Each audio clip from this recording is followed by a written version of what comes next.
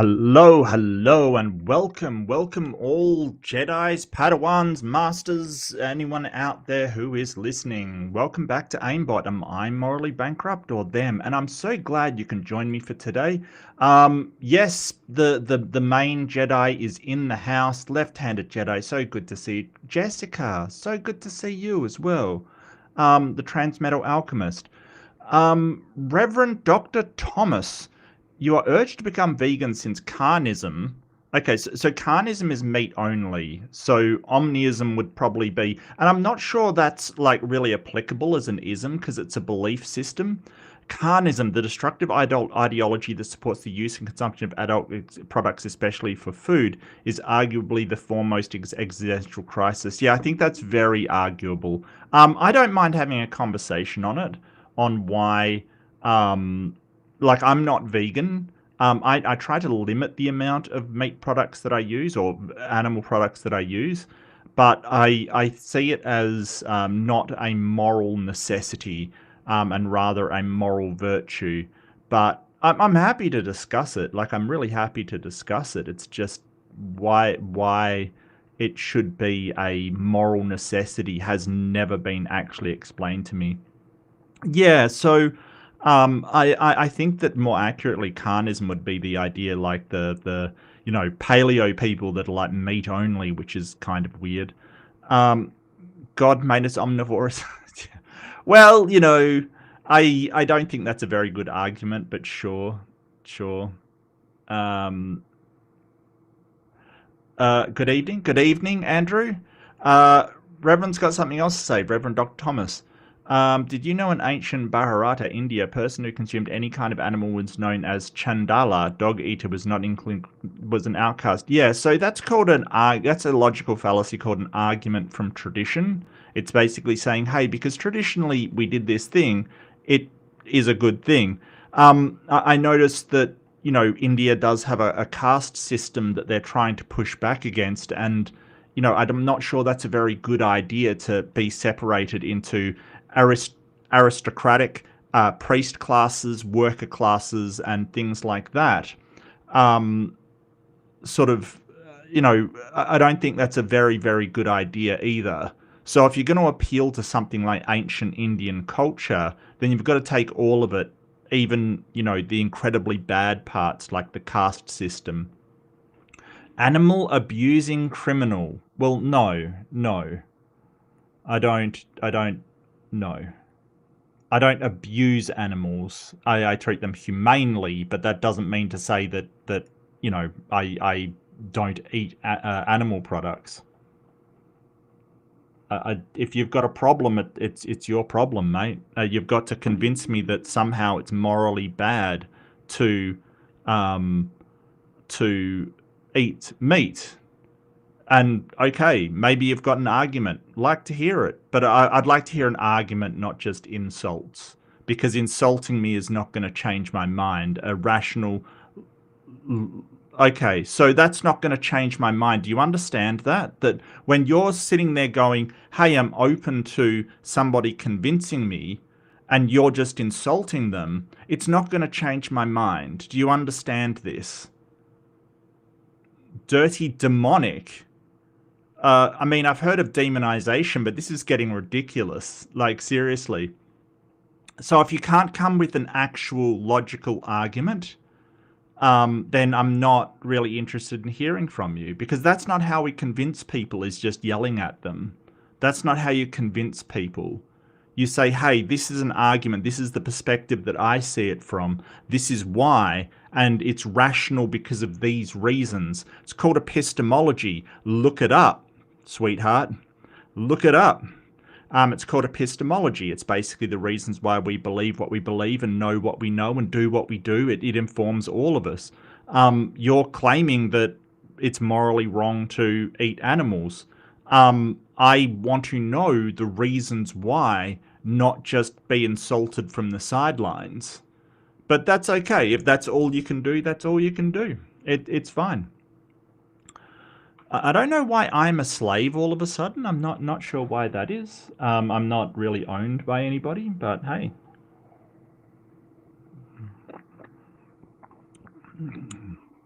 And I, for one, play nice or leave. I don't. So he's probably. So there's a few people I've heard of that are sort of militant vegans. Another one is what's his name? Vegan Gains. Vegan Gains, who is a incredibly problematic character who has threatened to kill people on occasion and things like that. There's one of them in my state, and she's kind of pretty famous for, you know, getting naked and wearing blood on her and stuff. I can't remember her name because I don't sort of, you know, I don't actually pay that much attention. Um, the problem is that I think there is some good arguments for why not eating meat is morally virtuous. In fact, I would subscribe to arguments of why it's morally virtuous. Um, the problem comes that, you know, moral necessities, and I'll explain the difference. So maybe the good reverend, if that is his real title, learns something. So for instance, giving money to charity is a moral virtue, right? Like if you give a lot of money to charity, it's a moral virtue. I don't think it's required to be moral. There's no requirement to be moral, basically. So if you attack someone, for instance, that's a moral necessity. Like you can't go and, you know, assassinate someone. That's a moral necessity that you do not do that. However, something like giving to charity is a moral virtue, but not moral necessity. So I haven't been convinced it's a moral necessity. Because it's a moral virtue, I try to, you know, eat as little meat as possible, or as I want to, basically, that I feel is necessary for my nutrition. But I haven't been convinced it is a moral necessity. So maybe work on that. The difference between moral necessity, moral virtue, and why it is a moral necessity rather than a moral virtue might be a really good idea. Um,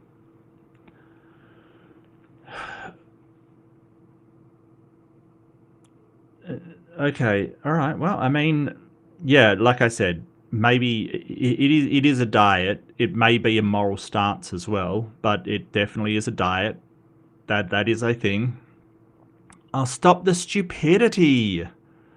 It's not stopping, but good to see you, mate. Good to see you. Stop the stupidity with a good drops 5 readerships. Well, this is fun. This is fun. Level commentator. Yeah, awesome. Thank you so much, Stop the Stupidity. That's absolutely awesome. And let me get my voice warmed up. That is Michael Howell, the Reverend Outer Cat, Tilting Windmill, Jason Hyatt. Enjoy winners, chicken dinners. Enjoy your emotes and other benefits. Congratulations. Look, I'm going to be opening up the room, so you're welcome to come on and discuss, as long as we can do so in a reasonable way. You know, I totally get it. I totally get it. Give me 1 second. I'm just going to go to my home and put some emojis in the thing. I'm sorry, I'm very unorganized today, I must admit. Very unorganized. I was over at Ways to Human before coming on. Really good channel. Really good channel. Really good channel. So enjoy your emotes and other benefits. Yay! And this is going to really make the vegan happy. Winners, chicken dinners. And I swear I didn't make that emote to make the vegans unhappy. It has been a while, P-Town. Has been a while. But let me first do my as a priest, world teacher himself. Okay. I would love to know what your religion is, to be honest with you. It's weird. Okay. So, what I want to talk about today was I did mention in my last stream just briefly the presser for thing. Yeah, it's good to see you, Andrew. It's good to see you. No, it's so cool, man. I know that you're actively engaged with D&D and stuff. I think it's wonderful. I'm all in favor, sir. I love it. So, look, you always have a home here. You're always welcome back. Always, always, always, always. So don't be worried about that. So I want to talk briefly because I mentioned the presser that Hegseth and Trump did to the military, and what I didn't know is that, like, what I missed was the end of it, which is hilarious. So I've watched this several times, and I really want to I really want to sort of show it because it's just so funny. Like, it's just so funny. This is hilarious because this is Hegseth, like, at the end of his presser, and it's just hilarious. Watch this. Watch this. Is it the end? Yeah, yeah, yeah. Help me give all of myself for them. And amen. I have prayed this prayer many times since I've had the privilege of being your secretary. And I will continue to pray this prayer for What I'm thinking is, what if there's like atheist or Muslim generals in the audience? This is to the generals and Navy commanders and like high level troops. Like, he's like, oh, I prayed this prayer for you. It's sort of like, what if you're a Hindi in the thing? Yeah, no beardos, no fatties. I know, but that part I already covered, right? Like the no beardos, no fatties kind of thing. You know, basically no hippies was the thrust of his speech, essentially. Like, hippies are going to be... Anyway, but I didn't see the end of it, and I want to cover that. each of you as you command and lead our nation's finest. Go forth and do good things, hard things. President Trump has your back, and so do I. And you'll hear from him shortly. Move out and draw fire, because we... That's unfortunate. Move out and draw fire? Like, is that sound military advice?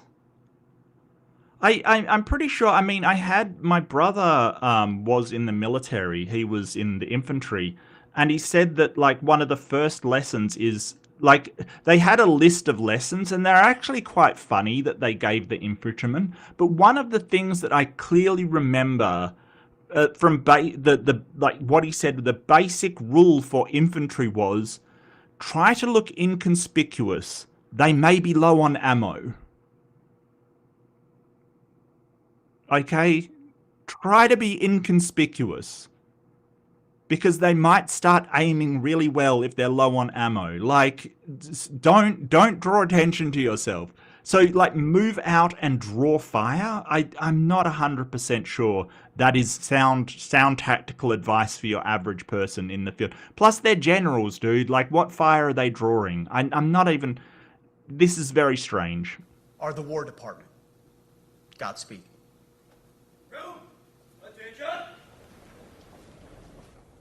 Oh, he's so disappointed. I think he expected a standing ovation. He's like, Godspeed. And nobody's clapping. Like, nobody. It's just like, attention. That's the end of it kind of thing. Oh boy, it's bad. It's so bad. The other one I want to show is Trump's end of his speech kind of thing. Because Trump was even more unhinged. He was kind of like, oh, let's send out the military against the Democrats and liberals and stuff. It was even more ridiculous than that. Like, it was wild. It was absolutely wild, you know? Absolutely wild. Group of incompetent people that ran this country that should have never been there. Because we had the United States military, the best, the boldest, the bravest that the world has ever seen, that the world has ever known. With leaders like we have right here in this beautiful room today, we will vanquish every danger and crush every threat to our freedom in every generation to come. because we will fight, fight, fight, and we will win, win, win. Yeah, so this kind of rhetoric might work for your average Margot person. Oh, we're gonna win, win, win. We're not gonna, like, you're talking to generals and high level military officials who understand that, like, it's not like you can't just win every engagement. You've got to have contingencies. You've got to have exit plans. You've got to have, you know, situations for, you know, getting an idea of, you know, what to do if things go badly. You can't just win all the time. It's just not what, like, sound grand strategy is about. And these are the people concerned with strategy. Like, you can't just plot around winning every engagement. That's not what happens in reality. Like, this is a disconnect from the reality of military actions that, oh, we're going to win everything. That is not how the world works. It's so wild. It's so disconnected. I want to just thank you once again, and God bless the United States military, and God bless America. God bless you all. Thank you very much. Thank you. Okay, so there was a little bit of applause there, but not much. Like, there's like about 3 people clapping, and the music comes in quickly to cover up just how little applause there was out of that.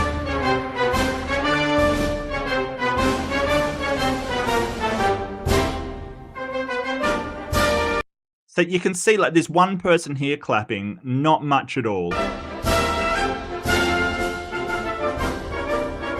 Yeah, no one's applauding. No one's applauding him. And it's good to see. It's good to see, because this is the kind of speech that he does to his supporters, you know, his what we call in Australia, the punters. Do you guys use the word punters? So a punter for us is somebody that is betting, basically. So colloquially, so if you know, you go into the betting place and you put a bet on the horses kind of thing, you're a punter. Okay, you're having a punt on a win kind of thing. You're having a bet. So we call the people that elect, you know, the constituency, we call them the punters, you know, people having a bet on who's going to win the election. So voters are the punters, basically. So this might work with his sort of base, but it doesn't, you know, it doesn't appeal to any kind of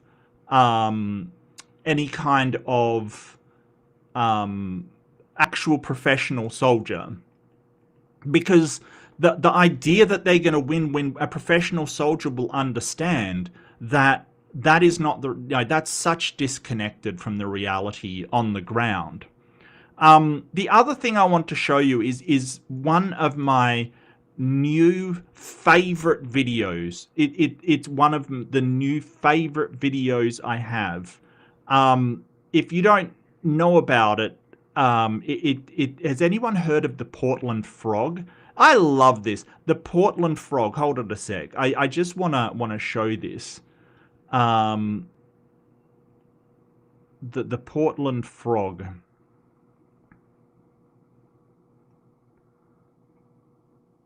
And this is so this is the Portland frog.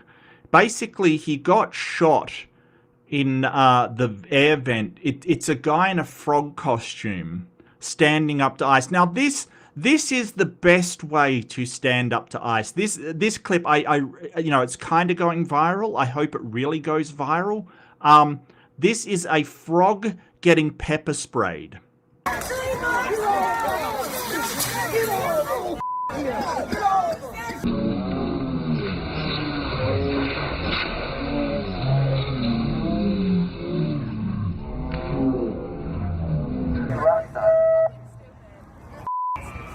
I mean, who pepper sprays a frog? Can we just ask that question? Who pepper sprays a frog right in the orifice? I don't know who. you need to get a day job, sir. You need to get a day job. We're gonna body check it because Who is talking to you? No. Hey, this is the line that they created.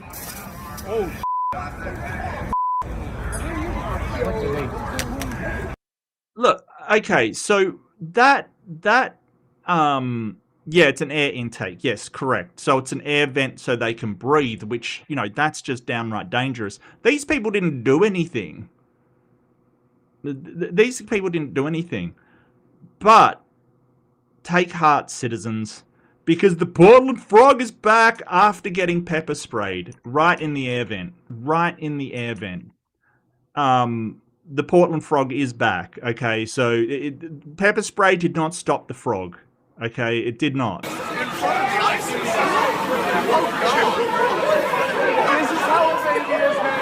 Okay, so I just want to say, this is the most American thing I have ever seen. Like a guy in the Stars and Stripes, an Among Us, and a frog having some sort of pernicious orgy is the most American thing that I have ever seen in my life. Like, seriously. It is absolutely absolutely the most American thing I've ever seen.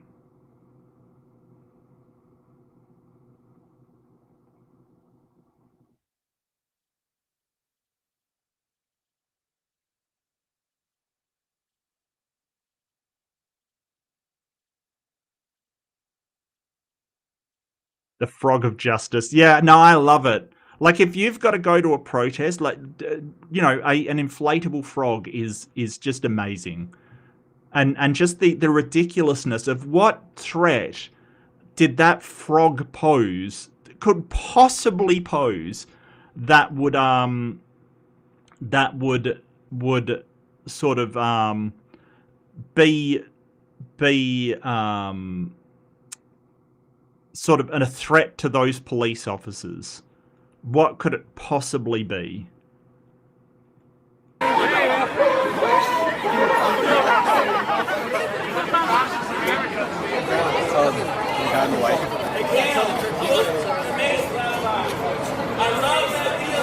you tell me what happened when they put the mace on you? Nothing. I kind of coughed a little, but that was about it. That's about as much as it did to me. Nothing else happened. It was just a little peppermint taste, you know. I've tasted spicier. I'm Mexican. What do you expect? Oh, it's a Mexican frog. There you go. It's a Mexican jumping frog. Yeah, no, he's my new superhero, is the Portland Frog. Absolutely. Absolutely. Absolutely. My favorite frog. Yeah. Love it. Love it. Anyway. So the frog gets pepper sprayed. Love it. Frog of justice. Yeah, no, I totally agree. What a guy. Like that's how I want to protest in my next protest. I swear. You know, if I could afford it, I would get a frog costume and go, because seriously, that's just glorious. By any metric, that's just glorious. Okay, I will put the link up for people to join. But that's really what I wanted to show. It is ridiculous stuff like that I think they don't know what to do against. You know, like, if you've got to pepper spray a frog, like, the amount of attention that is received is glorious, because it's a frog getting pepper sprayed. It's just so good. It's so good. Like, that's the way to protest. It's like, they cannot possibly say, oh, the frog was coming right at us, we had to pepper spray. What are you talking about? What are you doing? What are you doing? Seriously.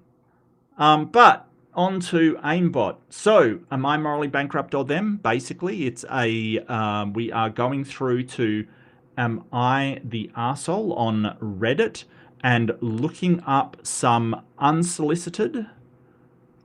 solicited consensual judgment of people that put their things up and see who's morally in the right, morally in the wrong, and what's in between. I personally use secular humanism for my moral judgments. I consider a consequentialist, utilitarian system of what is the best for the well-being of people, and then go from there. You may use a different moral system. I really want to know why your moral system produces the results that it does, and can that be compatible with the rest of society, and can we make a ethical system for society out of it? Is a good power frog. Yeah. Yeah, I think the Bible says that, like, faith, charity, and hop, and the greatest of these is hop. Absolutely. Absolutely. Let me get AIMBOT up. Am I the arsehole? Now, these are not pre-selected. They are not done in advance. I did not have an essay for these all prepared. They are the first come, first served, first judged, first knocked down. And we are going to be going through and just doing a few of these. Just to see what you think. I will be running a poll. So do feel free to poll on. I love my polls. And yeah, if you do feel inclined, feel free to join. You don't have to. No pressure. Never any pressure over here. Never any pressure. It's all good. All good. The frog totally haven't come. Yeah, I mean, considering what cane toads have done to Australia, I could see the Australian police getting a bit sensitive. Actually, the Australian police just took out an assassination attempt for some reason lately. It's kind of weird. Like, we never get that news. Hello, Mama. How you doing? Hi, Mark. Can I join you? Of course. That's what the link is for, my friend. You're more than happy to see you. How are you? Haven't talked to you for ages. I'm doing okay. Everything's going good. Yeah. I noticed you've done a few shorts and few Hoven things. It's yeah. I think we're going to be having Leo on next debate review to review his debate against Hoven, which should be fun. He's a lol cow. He really is. Oh, when was that debate? Oh, ages ago now. Okay. Yeah. That sounds good. I like Leo. But we're sort of trying out just having guests on and reviewing their debates kind of thing. It kind of got kicked off by Planet Peterson came on, but also John, Godless Engineer, came on to review one of his debates kind of thing, which was really good. I thought, the end of it, they sort of said, oh, well, it's a draw. And I'm like, I don't know about that one, champ. It was like Joel set a case. And he didn't even, like, it was Christianity versus atheism, and he didn't even touch Christianity. Not sure if you're familiar with Joel. He's a pre-sup, so it was all about the, sort of random God kind of thing. It was very, very vague. What's the last name? Set a case. Oh, Joel. Okay. The guy with the mustache? Yeah, the porn mustache guy. Yeah, okay. I know him. Yeah, he's a pre-supper. Yeah. So I don't know why John didn't win. I think. Yeah, all of them are kind of really bad faith, So that's difficult to sort of keep them on track and not get bogged down in these real minutiae of, oh, well, you haven't accounted for intelligibility kind of nonsense, like sort of they really, I think that John did right by going for Christianity, but I think that he didn't even touch Christianity, because they never do. They never actually get that far. It's always some vague creator god or some vague sky mind or whatever. But really, they believe in Jesus and that Jesus created the universe. And it's like they never want to be able to provide evidence for that. Well, no. Well, they don't have any. Right. That's what the pre-sup is for. It's to circumvent a lack of evidence, to basically go, well, if we start with it being true, which is weird. Anyway, I hope you'll join me for this. It's glorious to see you. I always enjoy seeing you. Good to see you. The first one is by Borislav. am I the arsehole? Wife got mad at me for putting the baby in the crib for a few minutes to wash our dog covered in mud.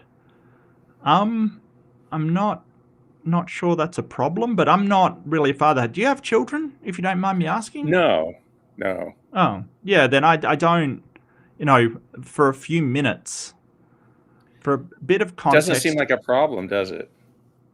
Not really, no. For a bit of context, my wife gave birth to our son a few weeks ago. We've been together for 2 years and rescued a puppy that arrived on our property last week. My spouse also has a 7-year-old that lives with us. Okay, so this isn't... So I've noticed that first-time parents are usually very, let's say, overcautious. They treat children like they're going to break if you breathe on them wrong, and that's not really the case. Kids are actually pretty durable, they fall over, they get hurt, scream, and then they get over it kind of thing. Sure, you don't want to be absolutely, irresponsible, but they're okay. They're okay. The oldest kid always has it the roughest, I think. Yeah. I know that parents are overprotective and, maybe they're more strict. My brother has had 3 kids, and the eldest, he was so worried about everything, and by the third one, he's like, yeah, whatever. Like, they'll survive kind of thing. So, yeah. Overall, all has been going relatively well until a few days ago where I started noticing slight tensions and low communication. Okay. Our dog is mainly free to roam our 1-acre property and sometimes visit neighbours. Overall, she's a good dog, but once in a while her hunter's instincts pop in and she starts hunting the surrounding wildlife. I live in the jungle? Okay, Tarzan. That sounds pretty cool, actually, now that I think about it. When this happens, she stops listening and goes a bit crazy, running, barking, and bothering the neighborhood. When this happens, I usually show my discontent follow by tying her to a long leash where she can still share with us without having to access the forest. Last night was particularly bad. She found a large rodent and chased it to its den and trying to dig her way in. She's a small Jack Russell Terrier type. When I saw her arrive covered in mud and rolling herself on our carpet while I was holding the now calm baby, it felt like to me an emergency. I didn't really want to clean the mud from everything in the morning. Okay, well, I mean, I don't see the problem. So I hopped into action, dropped the baby in his crib. I mean, I presume that he placed it in there, and sprung the dog to wash her and then tie her to the leash. When I got back inside, my wife was furious after me, saying that I care more for the dog than our baby. What? How does... How does that this follow? One's ridiculous.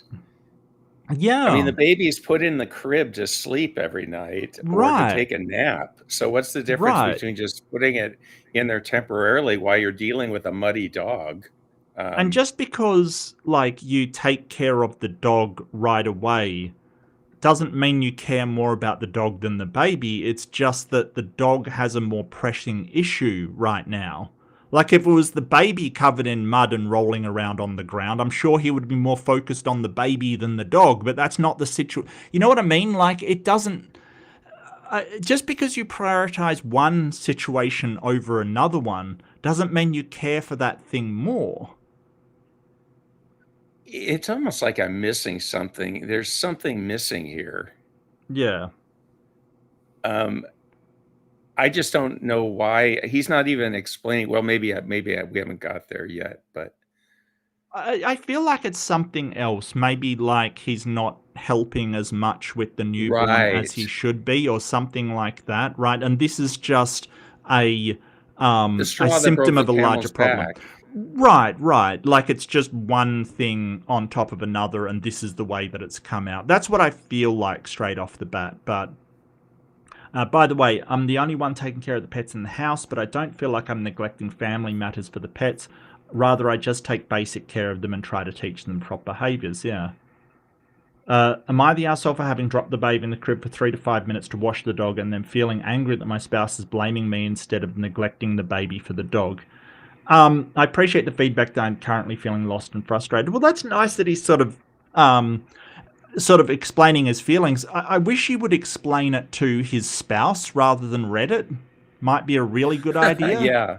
Right. Just saying. But I'll get the poll up and tell me what you think. If you want. There's something deeper going on here for sure. I would question, why is the guy letting his dog run all over onto other people's properties and that kind of thing? But that's kind of a different issue. I mean, I don't know. Like, I presume it's sort of a rural area, that he's surrounded by jungle. Presumably, I know it's destructive to like wildlife and stuff to let your dog run around, and I don't know. I just don't like that idea. And then it's going to the neighbors' yards, and who knows what's going on. So maybe she's more concerned that he doesn't stop the dog from going out, Right. kind of thing. Maybe so. That's the problem. But I feel like this is not, like, he's not an asshole, but I feel like this is not the actual problem. I feel like there's something else that is coming out in this one instance, because we all do this. We all sort of have things that annoy us, and then sort of it builds up, and we snap over something that it really isn't the problem, right? Like, the problem is actually something tangential. It's something that is similar, but not this specifically kind of thing. And I think that sort of a lot of the time, some women do this especially. Like, they will let things build up because they're not listened to. And then, the guy will go up the road to get a beer, and suddenly it's, you're the worst person in the world, even though that's not really the problem. The problem is maybe he's emotionally closed off or something. That's the actual problem. And right. I guess not just women as well. I mean, I get the sense that he's leaving out some details of what she actually said to him. She just said, basically, you're neglecting the baby for the dog. I have a hard time believing that that's the only thing that she said to this guy. Right. Yeah, I don't think so either. But, as I said, he probably should be talking to her, going, hey, I'm feeling lost and frustrated. What is the problem here, and why do you feel that way? And I don't think, like, sort of, there's a tendency to go, well, he's not the arsehole, so her feelings are invalid. But feelings are always valid. Like, whatever she's feeling is always accurate. Always, something's happening there. Right. So finding she's got out, a side. She's got it. We're not hearing her side of it, and I think in this case, it would be important to hear her side of it. Yeah, I know we never do, but some people are very honest when they tell their background stories, and I don't get the idea that this guy is being completely honest. That's just my feeling on it. Oh, look, guys, he might just be completely oblivious to what the real problem is. Like, seriously. I mean, is he posting this on Reddit because he knows he's going to get a positive response based on how he's worded this whole thing? I have no idea. What do people say there? Oh, is it an edit? Oh. Edit. I'm changing my judgment. You're the arsehole. Okay, you totally left out. Oh, the plot thickens. You totally left out that you placed the baby in the crib next to where your wife was trying to pump breast milk.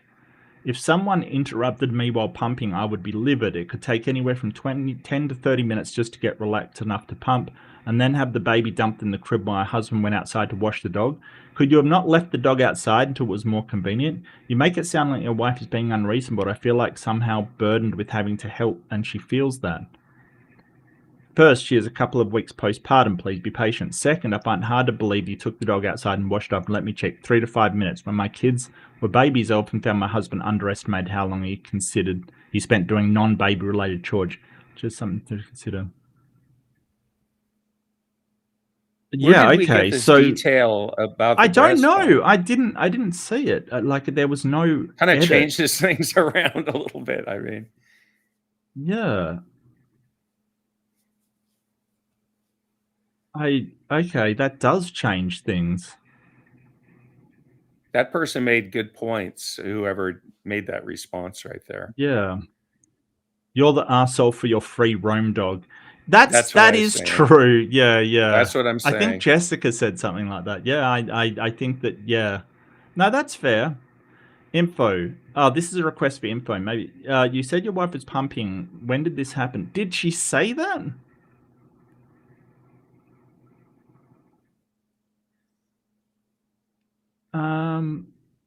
Did I miss I don't that? remember hearing that.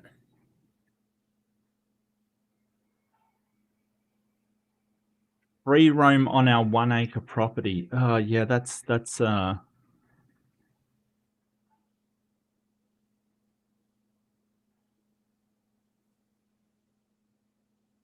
it doesn't say that. It doesn't say that. Where Did he did you make get a this response information maybe from? to one of the I don't posts? know. I don't know. Huh. Hello, Deviant Outcast. Hi, Deviant.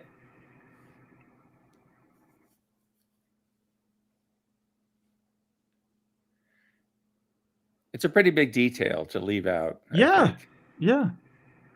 Because if you're 100% the arsehole, did she ask you to hold the baby while she pumps? Because you're 100% the arsehole if she asked you to take the baby 20 minutes to take the pump, found an emergency way to give the baby back.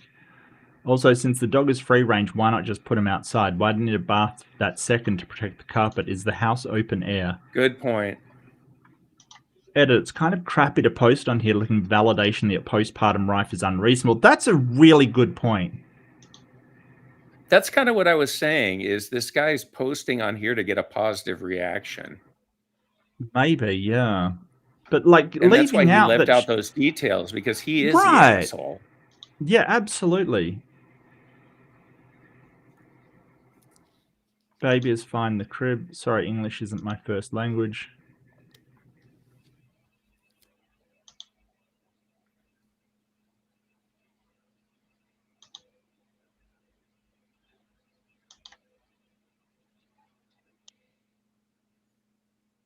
Postpartum depression. Oh, look, if your wife has postpartum depression, why are you going on saying, hey, am I the asshole for doing this? I don't see where they said that. I I'm just mean, looking for... he must have said it. So in like either the response. Postpartum depression is super serious.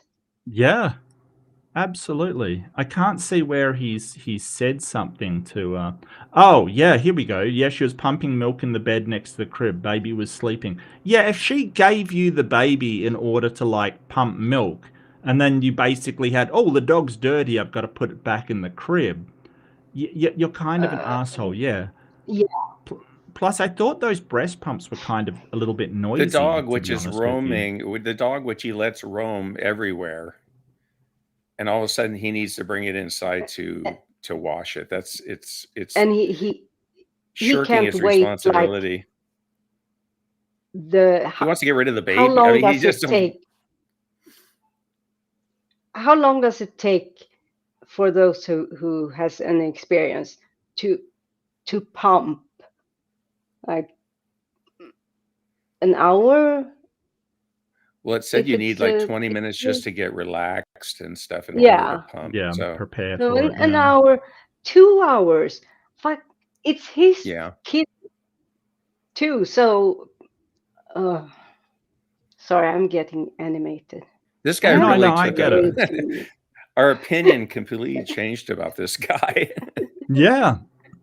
Yeah, it Bit sounded kind of laxed when I first started listening, and then things took a dark turn. Oh, yeah, absolutely. Absolutely. I'll just go through and see what people have to say about it. I just love that. I get the feeling he's one of those people who shouldn't really have kids because he's obviously not prepared for the responsibility that it takes.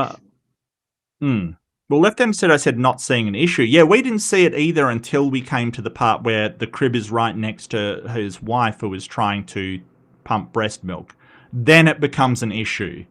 How old was the kid in the tub? I don't think the kid was in the tub. The kid was in the hound was in the tub.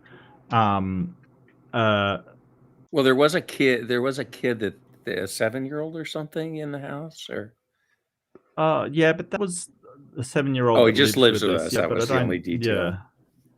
Yeah. So there is an extra kid who is simultaneously drowning in the tub while all of this is going on. That's good. Well, we Why don't couldn't the know. It kid- doesn't contain that Well, information. no, I mean, it's always a possibility. Why couldn't the kid wash the dog? Yeah, at 7, you're probably. I was could. washing They- the dog when I was 7. Why Well, I do mean, they yeah, need but to you're wash kind of the dog gifted. that moment? Why can't I don't he know. wait? But the child that they're talking about is a newborn, correct? Left-handed Yeah. Jedi, they're a newborn. Yes. My mum And had the 5 mom kids in has 7 months. Damn. postpartum, from what I Yes. understand. Yes. So Wow, Jedi, that's crazy. I know, it hurts just reading it. Stop the Ship, he says you definitely shouldn't let your dog run free unless your yard is fenced in. Yeah, I mean, there are, like, for instance, some farms do have work dogs on them that sort of, roam around a bit, but generally they're very well trained, like they're sheepdogs kind of thing. They're used to herding sheep and stuff, so they're incredibly well trained, and they don't just roam into other people's yards because you're surrounded by farms, and having a dog roam around is a really bad idea. So yeah, Well, he said it was going into the forest and killing other animals. yeah, which is horrifying. Yeah. Oh, it was a crib. What's the issue? Okay. We we Jack found out Russell the issue. Terrier is bred to kill, animals. Right. And it's not necessary that they always know the difference between an animal and, say, a small child. I'm not talking about their children because they are part of the family. Right. But I'm 100% on her side on this. Yeah, same here. Same here. The titties say bad man. Yeah, so from Left-Handed Jedi at like here, and then 4 minutes later, it's like, correction, if he is being thoughtless, yes, he is the a-hole. Yeah, no, I get you. I think he was farming. Oh, why is she freaking out? Well, yeah. Why would you put a 7-year-old in the crib? Sounds like no. There was a newborn, like an absolute newborn is the other one. Ugly German truth. That's okay. It's a bit confusing. That would have been more interesting. Well, it's kind of why mention the like 7-year-old at all. It's not really relevant to the story in any way, except it makes him look worse, I guess, because the 7-year-old could have washed the dog. I mean, correct me if I'm wrong. Yeah, it's just and it, as you said, it just makes him look even worse because while he's out washing the dog, if the 7-year-old needs something, he only has mom to go to, and mom is trying to pump milk for the baby. And she's not feeling well, but the kid is too small to understand the responsibility or the impact it could have on her. Yeah. And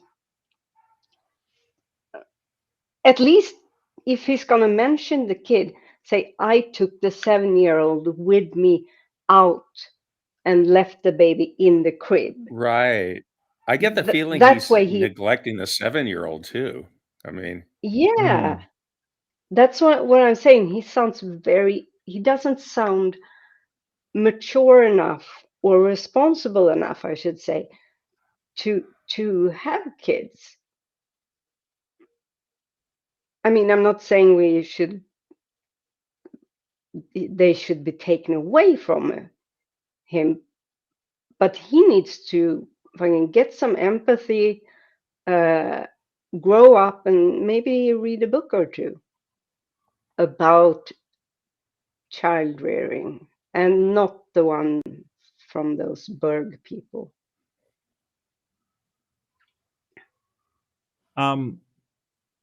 This is Justin. Subway Canada is now measuring their subs in centimeters instead of inches. I'm not sure. Like, how much is a foot in centimeters? Yeah, I'm not sure. 30.48. Yeah, I'm not sure a 30-centimeter rolls off the tongue as well as a foot long. To be honest with you, but you know, cool. It's true. Well, I think you know the main thing is that the tourism from Canada has stopped, just essentially stopped. It's absolutely trashed all the hospitality kind of thing. Yeah, which is a shame. I mean, it's our closest friend. Well, you got to treat them like a friend. That's the problem. And exactly. You know, nobody wants to visit a country where they possibly get shipped to El Salvador. Like, nobody wants to go there. Yeah, or saying you should become the 51st state, and right. I'm not gonna deny that we could use force to take these places. I mean, that's what was said, basically. I don't know, man. I would not get into an argument with Canadians. Like, the Geneva Convention was basically there because of Canadians.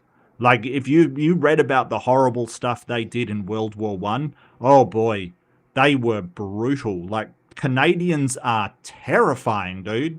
Don't like, do you know what they did in World War I? I know what.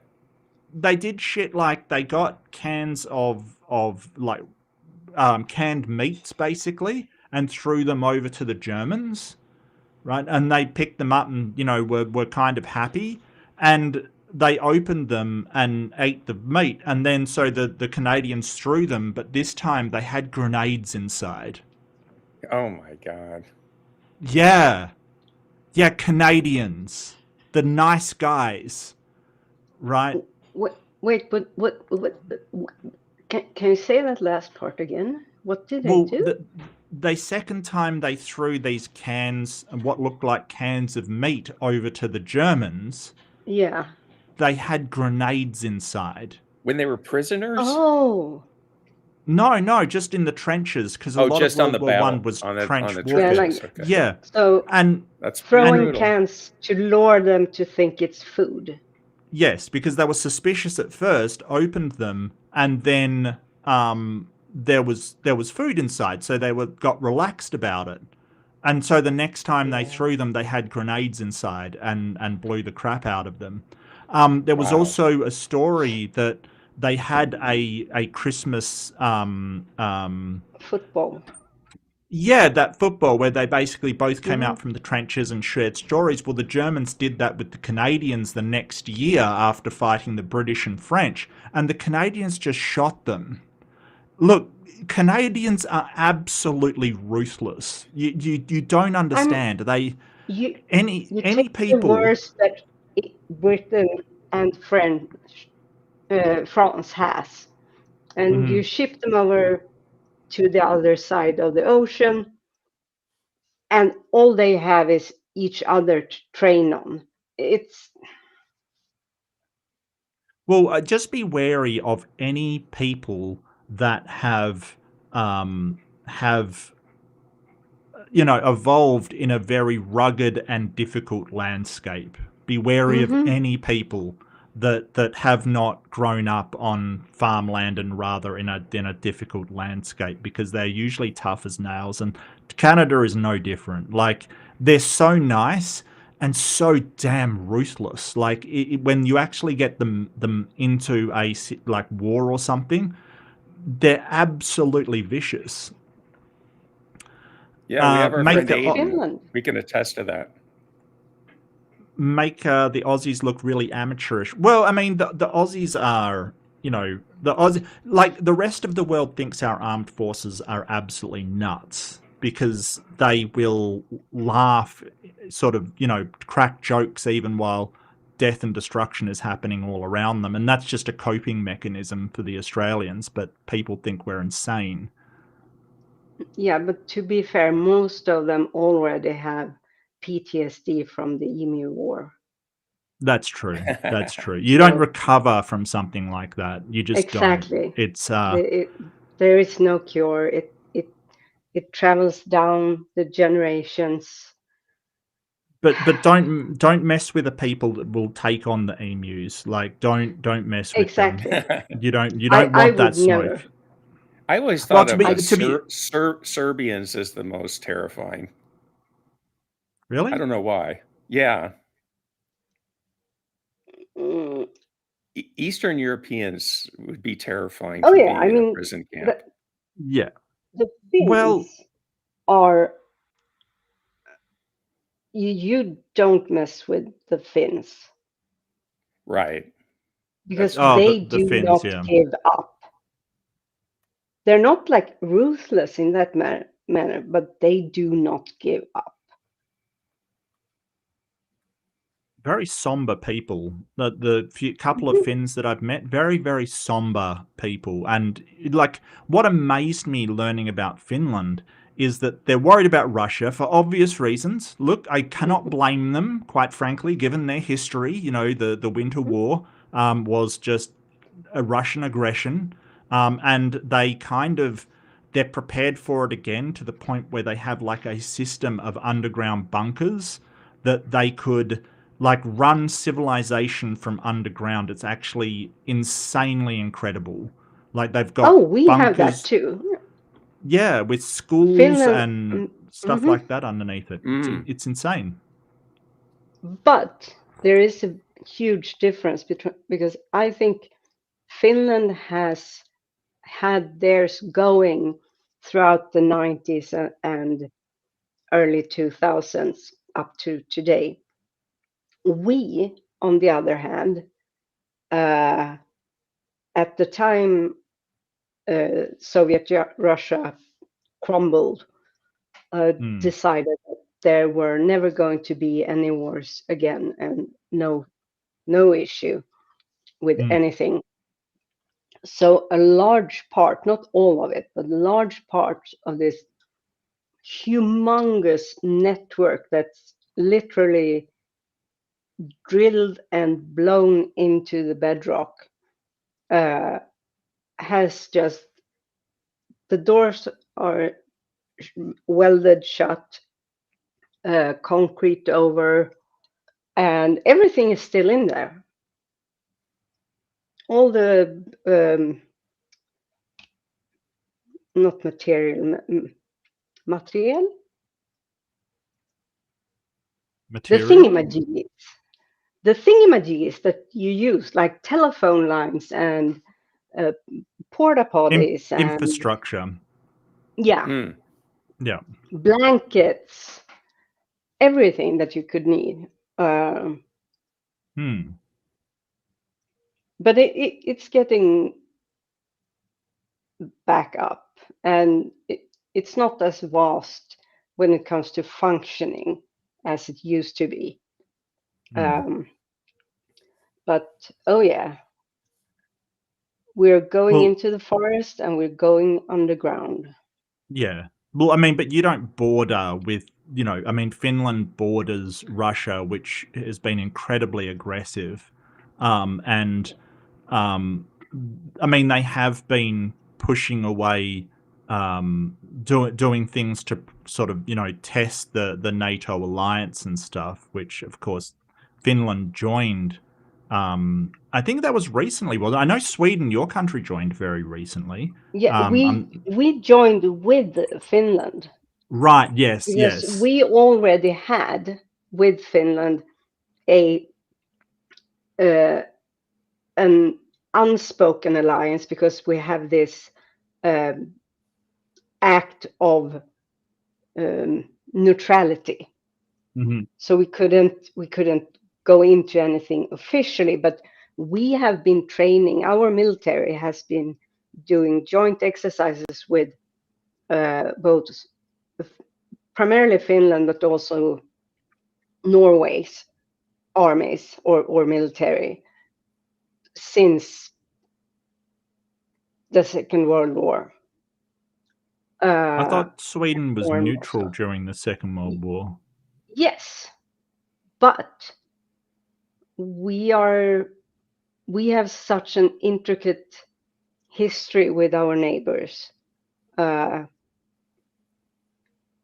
mean, when up until 1918, or if it was 1919, Finland was either ruled by Russia or by us, which is the reason that when they finally got Russia out of there at the end of it wasn't the end of World War I, because Russia had to they had a revolution and had to focus on their own politics.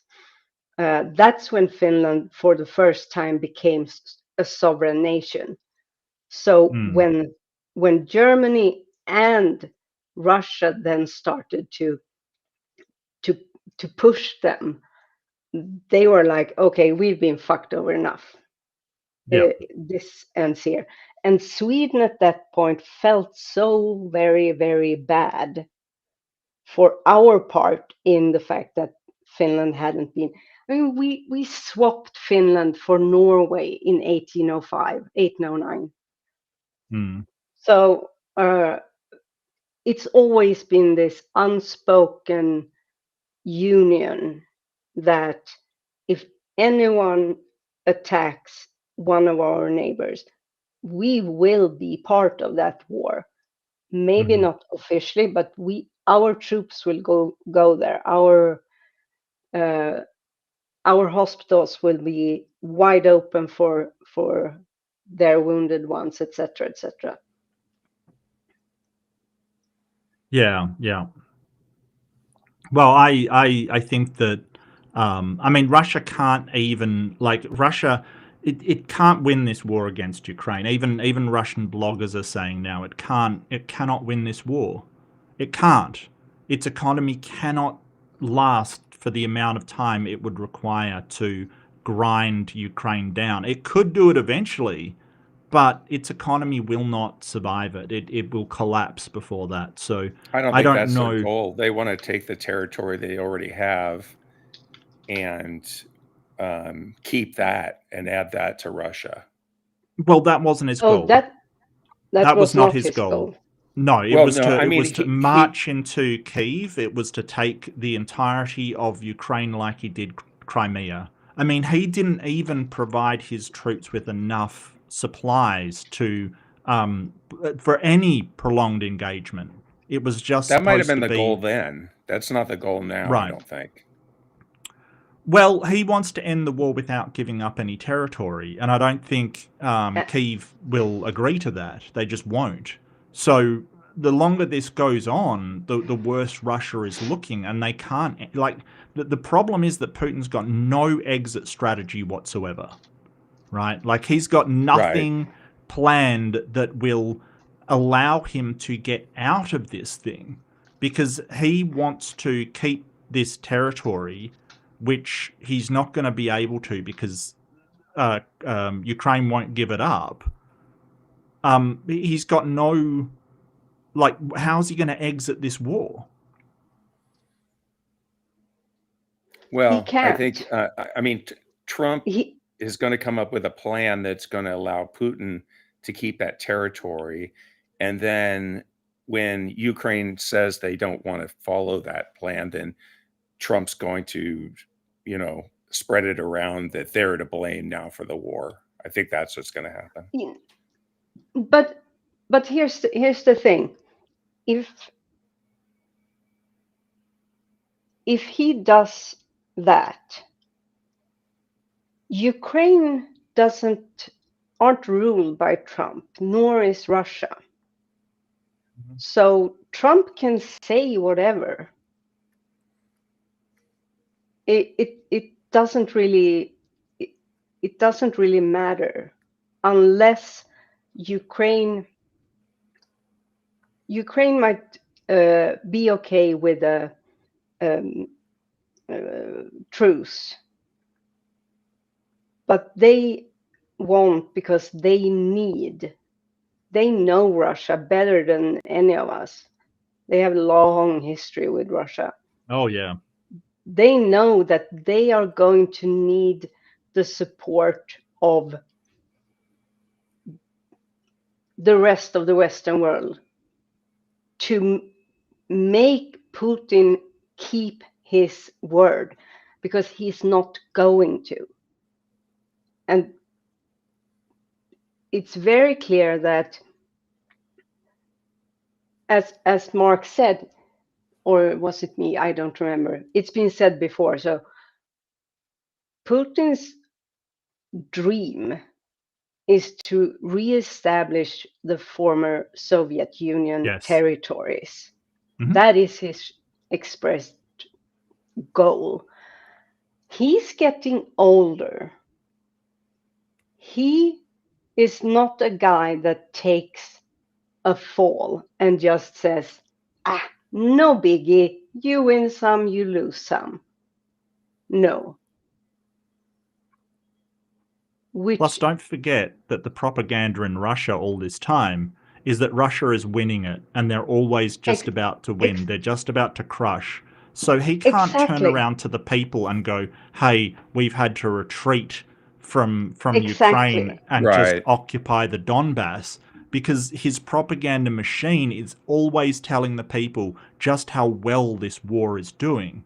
It came to a real shock for most Russian people that Ukraine managed to hit targets in Moscow, because Putin promised them that the war would never come to them. Right? He said, no, this is going to be over there in Ukraine. It'll never actually, they do not have the capacity to attack Moscow. Turns out Ukrainians are a lot more ingenious than he thought. Yeah. So, and at this point in time and in Putin's career, the Russian people has sacrificed so much. There are so many mothers who are no longer mothers, so to say. This is taking a huge toll on the Russian people. Right. But they are okay with it because they are being indoctrinated into thinking via the propaganda that we are going to win. And they have already not swollen. Well, that and they can't speak up. I mean, if they speak up, they'll be killed. Exactly. Yes and no. I mean, what does Putin do with his political enemies? Putin can eliminate individuals, but like he can't just, like, if the population decide to actually revolt on him, he can't stop it. Right? All of his military forces are away in Ukraine. Like, he cannot stop it. So I think that's what he is most worried about. He's worried to appear weak in front of his own population more than anything. Because if they see that he doesn't deliver, they take it as a sign of weakness, and he's going to be dragged through the streets of Moscow, and not even a piece of bone will be left. And that's what he's afraid of. Yeah. And he's also afraid of being brought in for war crimes and such. So, well, he's been running a campaign of hitting civilian targets to try and terrorize the population of Ukraine into surrendering. What is ironic is it's had the exact opposite effect. All he's doing is solidifying a national identity for the people of Ukraine. He has provided them with a clear enemy that they can that they can say is truly evil and give them a righteous fight. And so this campaign of attacking the civilians, attacking civilian targets, attacking hospitals, attacking people's houses, apartment blocks, it's not having the effect that he thinks it's going to have. The Ukrainian people are never going to surrender because of what he has done. Because if you have somebody willing to kill your civilians, you will not surrender to them, because under their regime, you're going to cop it, right? Your family's going to be enslaved. You're going to have the worst time. You would rather die than have that happen. And that's where the Ukrainians are at. And remember that in Ukrainian history, and it's not that long ago, people are still alive today who remembers this. When Ukraine was under Russian rule, they starved to death 1/3 of the Ukrainian population in the span of a single winter. They know the ruthlessness of the regime that Putin is the product of. Yeah. Well, he is the regime. He's KGB. Yes, but exactly. he represents the old Soviet power. Right. That he is a Soviet. Yeah. I mean, there is no Soviet Union, but he, as Deviant said, I think saying he's the product of it, he is it. He does want another Soviet Union. It's a bit different. He just wants it fascist rather than correct. Yes, communist. It's definitely authoritarian, but it is not the same, because you do not have a communist party keeping the leader in check. So it's even worse than the Soviets, because at least under the Soviets, you had the Communist Party that if things were truly screwed, they would step up and go, okay, we've got to remove this guy from power, and could do so because it all ran on the Communist Party. They don't even have that anymore. It's an oligarchy. Correct. What they have is one leader with an oligarchy supporting him. But the oligarchy don't have the same goals as the Communist Party. What they are interested in is being able to siphon money out of the people of Russia into their own pockets. Because those oligarchs, and look, if Putin is ever defeated, the oligarchs will just want one thing: for things to continue as they are, for them to still be able to siphon money in order to enrich themselves. That's what they're looking for, right? Like it's It'll not take going to another be revolution to change things there. It'll be like probably 1918 all over again. Was it 1918? Well, where the Tsar was overthrown. Probably yes, but that was communism. 1917. That was the rise of communism. It's a different situation now, but it's just it's a dead end for Putin. He's got to acknowledge that he's got to stop. And what I want to mention was that Ukraine's been so smart. If you look at it from their strategy perspective, they have hit refineries, they've hit military targets, but they haven't done the same attacks of sort of terror that Putin's been doing. They haven't hit civilian populations at large. They haven't hit apartment buildings. And you question, well, why not? It's because they don't want to solidify all of the Russian people behind Putin, right? So if they just hit their infrastructure and their military targets, the people are going to go, what the hell are we doing here? They're not attacking us, right? Like, they're actually being insanely clever about it. I'm just impressed as hell with Ukraine. Me too. Like, it's you've got a country about 5 times the size in infrastructure and ability to produce power, and they leveled the playing field. And not just that, but they swing it back the other way through just being incredibly intelligent.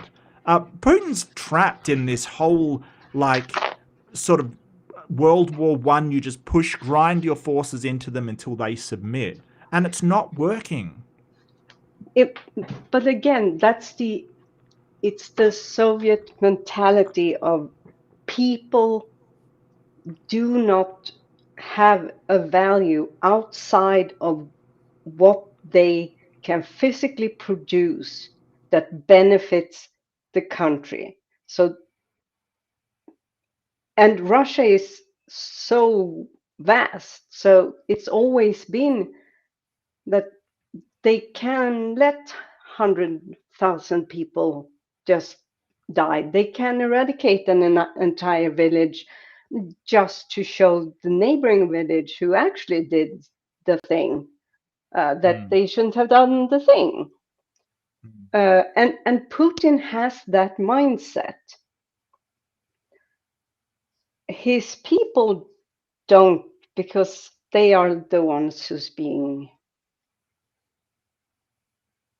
shot at. Well, he's also providing sort of compensation for the people that have been killed. He's basically trying to pay them off, essentially, by compensating them. But, you know, once the economy starts to go downhill, that's not going to happen anymore. And, you know, why aren't we putting stricter, I have you know, I mean, there shouldn't be any trading with Russia at this point as far as putting sanctions. I mean, we should put strict sanctions on Russia. And I'm talking for me as a United States citizen, we should. Oh, but you have solved it in a brilliant way. I heard your great leader, the genius man in the White House.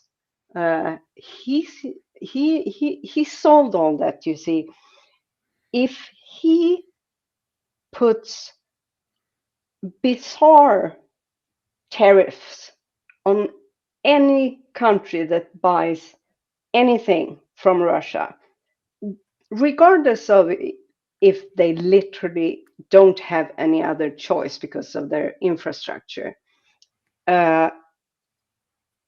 then it's going to be too costly for that country to continue buying, and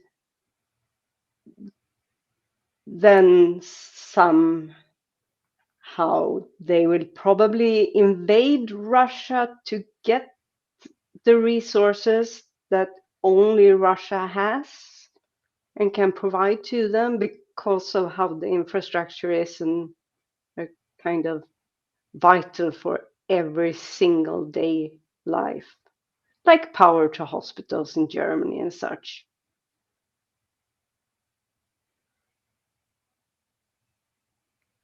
Yeah, sorry, go ahead. No, I was just going to say, because I actually have, I'm not saying this is going to happen. It's just one of those, when you sit there thinking about everything that's going on and how things come together and so forth. I have been contemplating, because I'm not sure how well, you probably already know because both of you are very well educated and keeping with the times. There has been, of course, there was the drones over Poland. But there has also been over Denmark, airports in Denmark and Norway, and also possibly some Swedish military bases. And my thought is, because he's not doing that because it's provocation. It's provocation. He's not doing it because tomorrow they will stomp in here. But I'm kind of thinking, is he starting to plan for how do I make an exit without having to take the shame of losing, taking the anger from my people and be put in prison and lose everything? No, I don't think that's why. I think it's because he's feeling incredibly vulnerable and he's worried about NATO. So I think it is sort of this sort of, he's threatening them. Because, like, you know, if you look at NATO, he can't even handle Ukraine, much less NATO. Like, even if the US That's look, what I'm saying. Donald Trump could have finished this already if he imposed those sanctions instead of meeting with Putin in Alaska. He could have ended it already. Like, Russia, without those sales, if he basically said, hey, China, we're not going to buy anything of yours if you keep buying oil from Russia, and did the same to India, you know, just cut off their supply. If he did those sanctions, it would be over by now because Russia needs that income to continue its war effort. But the thing is that because Putin's feeling vulnerable, like he can't take on NATO even without the US. Even if they sat back and did nothing, you're talking England, France, Germany, you know, like all of these countries together. He can't even take out Ukraine, much less them. But that's my point. He can't. Yes.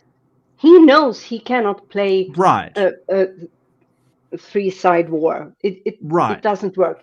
But how to get out of this, and I'm not saying necessarily alive because he is of age. We have no idea his health. And I'm not saying it's going to happen now this year or even what next I'm year. saying, Deviant, is that it's not part of an exit strategy. It is trying to keep the other NATO countries from supporting Ukraine by basically trying to threaten them. And what happened was that Poland turned around and said, you send another drone our way. Well, they already shot down drones. But I think there was another country that said, if you send another fighter into our airspace, we're going to shoot it down and deal with the consequences later. Was that you? I thought it was a different country. Yeah. No, because we were training with our fighter jets with Poland. In Poland at the time. It's just a display of strength. If you it's flexing muscles. Yeah. Correct. It's that old Sun Tzu adage that if you're weak, try to look strong. If you're strong, try to look weak kind of thing. It's that sort of, you know, pretend you're... And Trump really is, like, his country is very vulnerable right now. If you think like Putin, and plus, to be honest with you, his main problem isn't even NATO. It's a defensive alliance. That's not his main problem.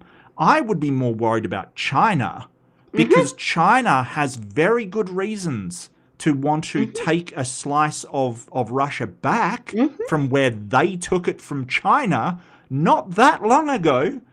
And, like, he's got everything faced westward at the moment. He would be completely unprepared for it. If I was Putin, I'd be more worried about China than NATO. But he, you know, this ridiculous posturing to try and get countries to stop supporting Ukraine so he can finish this war and stabilize it, it's not going to happen. It's not. But that too is a sign that he is mentally still in the Soviet Union. It's still the Cold War, only the war isn't as cold. He's still thinking about his old-time enemy. Yeah, the Cold War. And don't you think he's thinking about his legacy? How, you know, it would be a feather in his cap if he could gain territory for his country. I mean, in his mind, of course, and that would be important. That too is part of my little thought experiment. That at least say that this war in Ukraine goes on and goes on and goes on and goes on, and he has health issues, let's say. We don't know that, but sooner or later he's going to, because we all do. And instead of going out, and the last thing written about him in the history books is a failed war where he goes out, okay, if I die, if I'm gonna die, I can at least make it look as though I tried to fight this beast the best I could, but they were too strong. They all went up against me. I'm not saying that's necessarily his style, but it's Yeah, I don't think that's Putin's style in the slightest. no, I don't think so either. The way he is and always has been. I do know of other world leaders, I'm not mentioning names, whose style that could be much more than Putin.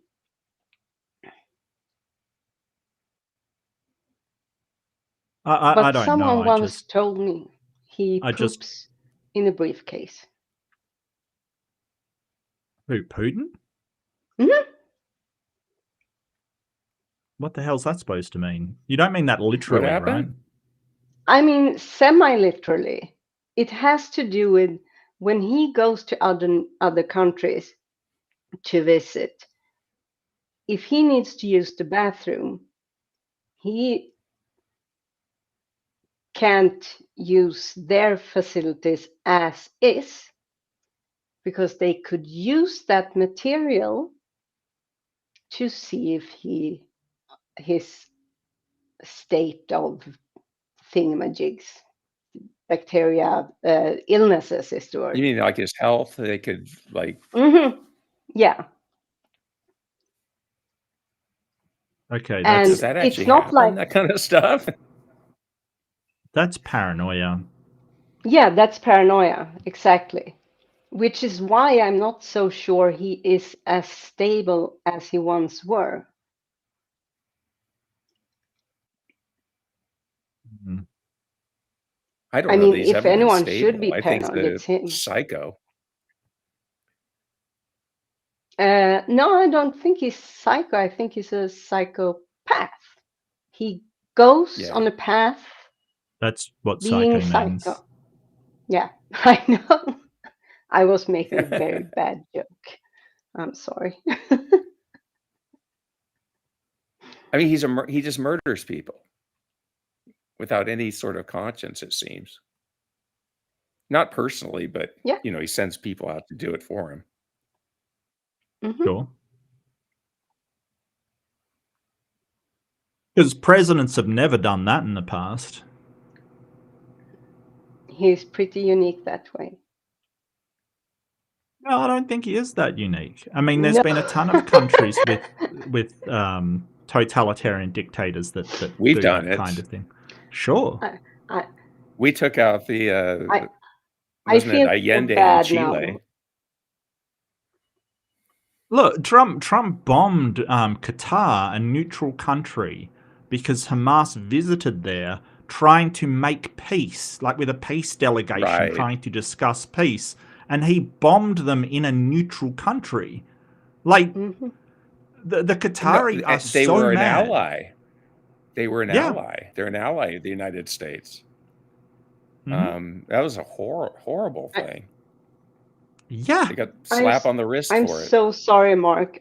I feel so bad. I was making a Why? stupid joke, and you looked so serious, and it just made me. Okay, I'm sorry. sorry. I'm sorry. No, that's No, fine. it's That's fine. I'm the one apologizing. You should not. If you're still Okay. sorry after I've done that, I have to apologize again, and there's No, you an don't. issue there. You didn't have to apologize I the don't think first time. Mark's. It's I don't totally think he's fine. angry. I'm I not. hope I'm not. not. The only thing I'm angry about is the current spate of incredibly authoritarian monsters that are currently rampaging across the world. Yeah. For some Yes. reason, for some reason that's fine now. For some reason, I don't know why. I don't know Look what why. Brazil did to theirs, though. Yes, Brazil, the Supreme Court imprisoned them, imprisoned them. Yeah. And then Trump was like, how dare Bolsonaro. they imprison that? And it's like, dude, what the hell? Like, he was corrupt. Like, this is the thing. Like, Trump just, and Putin, they just see a leader as being, corrupt. That's how they are. That's what a leader is. And to the rest of us, it's like, no, that's not a leader. That's a tyrant. It's so bafflingly weird, right? Yep. It's what's weird about it is how so many people are just, suddenly it's okay. Suddenly that is how things should be. Right. I'm pissed at my own country for not putting our foot down and pushing back and telling them, fuck off if this is how you're gonna do things. Well, it's interesting in my country because the Conservatives tried to play the Trump game, and to say they got slaughtered is a complete understatement. And there's a section of them that want to keep going conservative, and if they do that, if they head down that road, they probably won't be a political party in like 4 years' time. They will probably be no seats. Like that, they have two choices. They can either get in line with what the people want, or they can double down on this sort of far right Christo-fascist sort of rhetoric.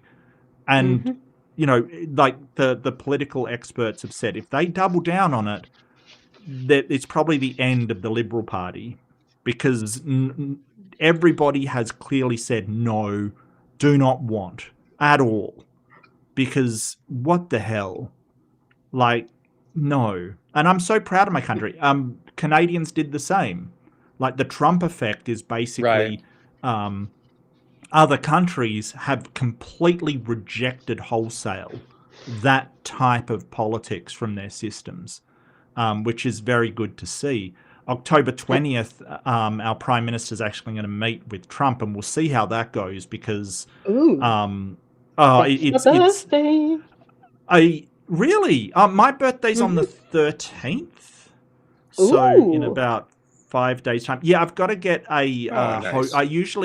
My tradition is I do a Mark Hovind stream for it. So I think I'm going to continue the tradition. So that's definitely something I did have to talk about. Is doing a Mark Hovind stream. I had a suggestion for that.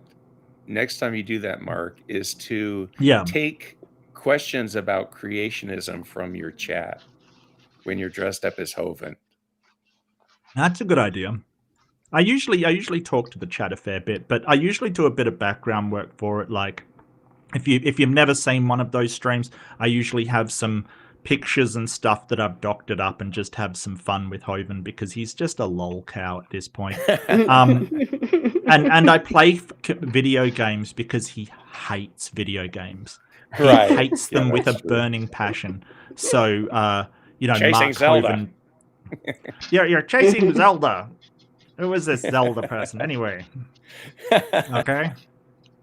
You could have, because you should be playing for the Lord, okay? He also hates like regular American football. So maybe you could like have a football that dressed up like not Wilson from that Tom Hanks movie, Castaway, but rather as Joseph, the tech guy. I hate to break it to you, I do not own a American football. This may surprise you. Being It in does Australia, That's or not. heresy. Yeah, it I it was does all not. along thinking about a football, like a real football, not You an do know we American have football. do know we have our own version of football, right? That's Yeah, soccer over rugby. here. No, What? no. Oh, you still call it soccer? Yeah, because we Yeah, have it's our called own soccer football. here. It's called Aussie rules football. Have you never heard of such a thing? No, Okay. Aussie Okay. rules. no, You've never heard of this? no. No, I thought it I was thought just Okay, you. okay. the rules are kind of I thought you had global. what you call soccer, and that that you had the same as the Brits do, like rugby. There's like when American football, they kind of get Australians in to be punters, and there's a good reason why. I'll just get a quick clip of AFL. No, we've got our own football. Like it's not soccer. It's not like, football as in football. It's not Mm. American football. And it's not rugby. It's its own thing. Okay. So I'm gonna share this. Let me see if it comes up. Just I'll keep the sound off so there's no music or anything. Gee, AIMBOT's just gone by the road, hasn't it? Yeah, I'm sorry. Ooh, a little Oh, yellow ball. well, that's not soccer. Yeah, that's more like American football. Not really. It's kind of its own thing. Do they tackle each Yeah, other? because Oh yeah, God, no but They they're give him a helmets. bit of a Wow. hip and shoulder. Yeah. I mean, There's got to be a lot of they injuries they in that. do, but since they are also not armed while they're playing, we can clearly see that these are people who are not afraid all the time, and they are not afraid to touch a man when they need it.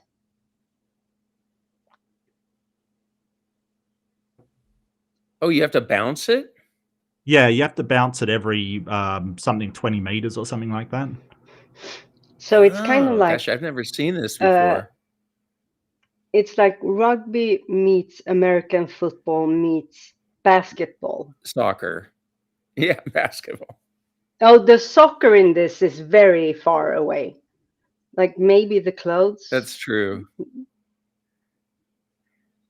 What kind of ball is it? Oh, it is like a U.S. football. Yeah, it's like an American football, a bit less pointy on the ends and a bit more rounded. Like a rugby ball. It's essentially a rugby ball. Wow. So you can pass it, right? So basically, if you kick the ball, if it goes over a certain distance and you catch it, it's called a mark. And that mark, you have a choice whether to play on, right? Just keep going with it, or you can basically get a free kick, basically. Like, if you just hold it, no one can tackle you. You get to just kick it, a free kick To the basically. field goal? Sure, if you can reach that. And Okay. these guys, they can kick far. That's why the American football teams get Australians in to be the punters, because the distance they can kick it is freaking insane. But you can also pass it, and that doesn't get a free kick, but you can't just pass it like in rugby. You actually have to hit it with your fist and pass it. Oh. And You can't throw it. No, you can't just Oh, throw like it. volleyball. Yeah, kind of. That is a volleyball It's move. it's called a handball. You basically hold it and you hit it at the back, and it basically goes. But the standard way to move the ball is a combination of passing, kicking, and running, basically. But kicking's the preferred one because you need to kick it through to get a goal. And like when you're running, you've got to bounce it every 20 meters, which is very difficult, I might add. And it sort of slows the person down, so you can't really go full speed without, if you have to bounce it, it does slow you a little. So you have to tackle the guy in order to switch. And that if you tackle the person, the other team gets the ball, or no. If you tackle the guy, that usually, if it goes down, it's sort of thrown back in kind of thing, or they have a bounce up. But usually someone gets tackled and hauled to the ground. The ball just bounces out. Someone grabs it and just keeps running. Like, that's the thing. It doesn't stop. I see. So that's kind of like rugby. Yeah, it's kind of like rugby, except it's less like static positions. It's more like, your football, Deviant, where, if somebody intercepts the ball, it's just, nobody stops the game. It just keeps on going. It just keeps happening. So that's Aussie rules football. Cool. Interesting. And have you seen one of those matches I now before? know why your name is Mark.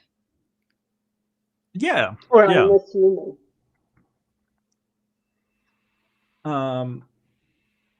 What's the longest kick in AFL? In 12 days, 13 if you're a bit slow, like in the US. In 12 days, I turned 47. And I learned something new today. And I'm pretty damn happy about it. Nice. Mm-hmm. So the longest kick that's been recorded is Bryce Gibbs with a 72.3 meter or 237-foot kick. Wow. What is it? 73 meters. Okay. I thought it was a point something. 73 meters. That 72.3. Okay. That's a substantial kick. How heavy is the ball? Oh, same as a rugby ball, I guess. I mean, I don't know exactly. So why haven't why haven't the US teams got that guy, recruited that guy, or maybe they tried and he didn't want to go? They recruit a lot of Australians for punters. But that guy kicked the farthest, right? So that guy would be a great field goal kicker. Yeah, but if an Aussie player came to play, which they do, I mean, but they are trained with their clothes, with their uniform. Or they have to put on pads and helmet and stuff. Yeah, exactly, and that weighs a lot. So that's maybe true. I mean, unless there is a kangaroo gene, which I'm fully open to the possibility of. Yes. So there's been Darren Bennett, Matt McBriar, Ben Graham, Brad Wing. I don't know if you know any of these names. They're American football, apparently. No, I don't. Michael Dixon, Tory Taylor, Cameron Johnston, Matthew Hayball, Mitch Wiskowski. There's a ton of them. Well, that's a lot of people. Yeah. I mean, it's not a bad gig. They don't get injured in American football like kickers for the most part. So it's not like they're going to get concussions and stuff like that. Right, but the build isn't the same because these guys that play Aussie rules, they're more like the build of soccer players kind of thing. Yeah. A bit more upper body strength because they do need to tackle and sort of, grab people. But most of it's in their legs. Right. I mean, because they're running around constantly. But like you get linebackers and stuff that are just massive. They wouldn't be able to play AFL. They're not mobile enough. They're not. They have to run constantly. But there's no way an AFL player could be on the front line in an NFL game. That just no. They have to weigh 300 pounds. Yeah, exactly. So yeah. 300 pounds? Yeah. Those are the guys that die when they're like in their 50s. I mean, NFL players have Those a guys are low massive. life Like, those expectancy. guys are massive.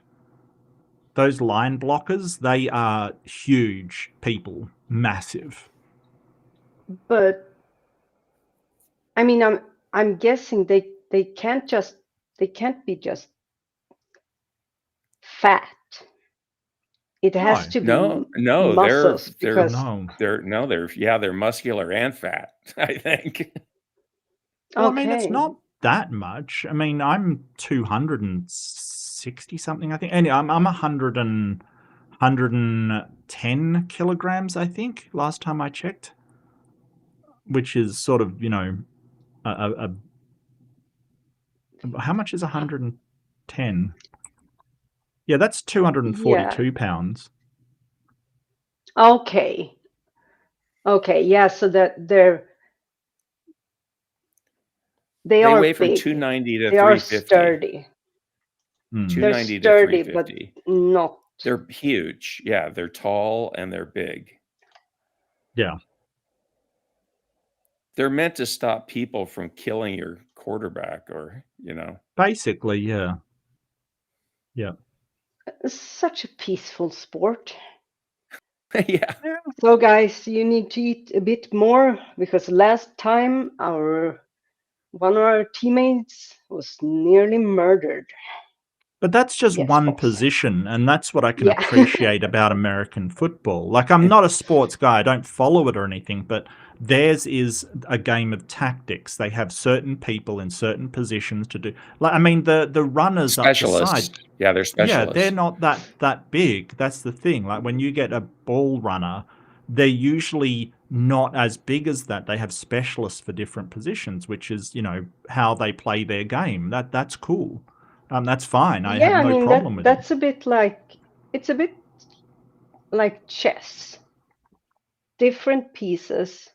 Yeah. I mean, if you not for the players, but for the onlookers and the trainers, and when they do the strategy for the game, that there is this strategic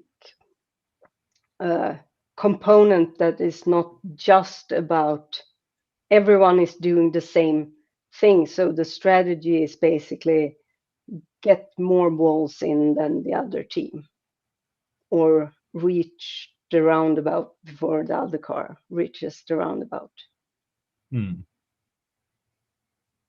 Yeah.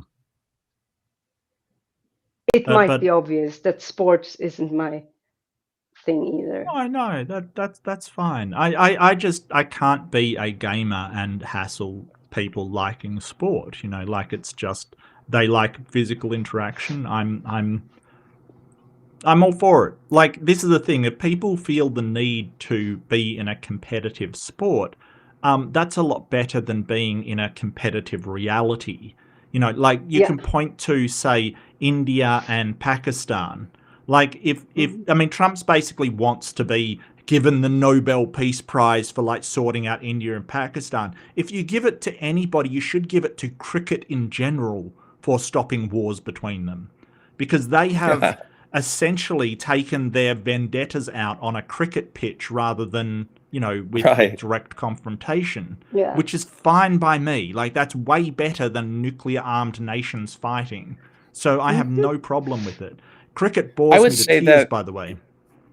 Yeah, you know, I would say, like, in terms of baseball and basketball, I think those are fine and dandy. But I think football's had a really bad impact on our society in terms of injuring children, setting people up for debilitating mental illness later.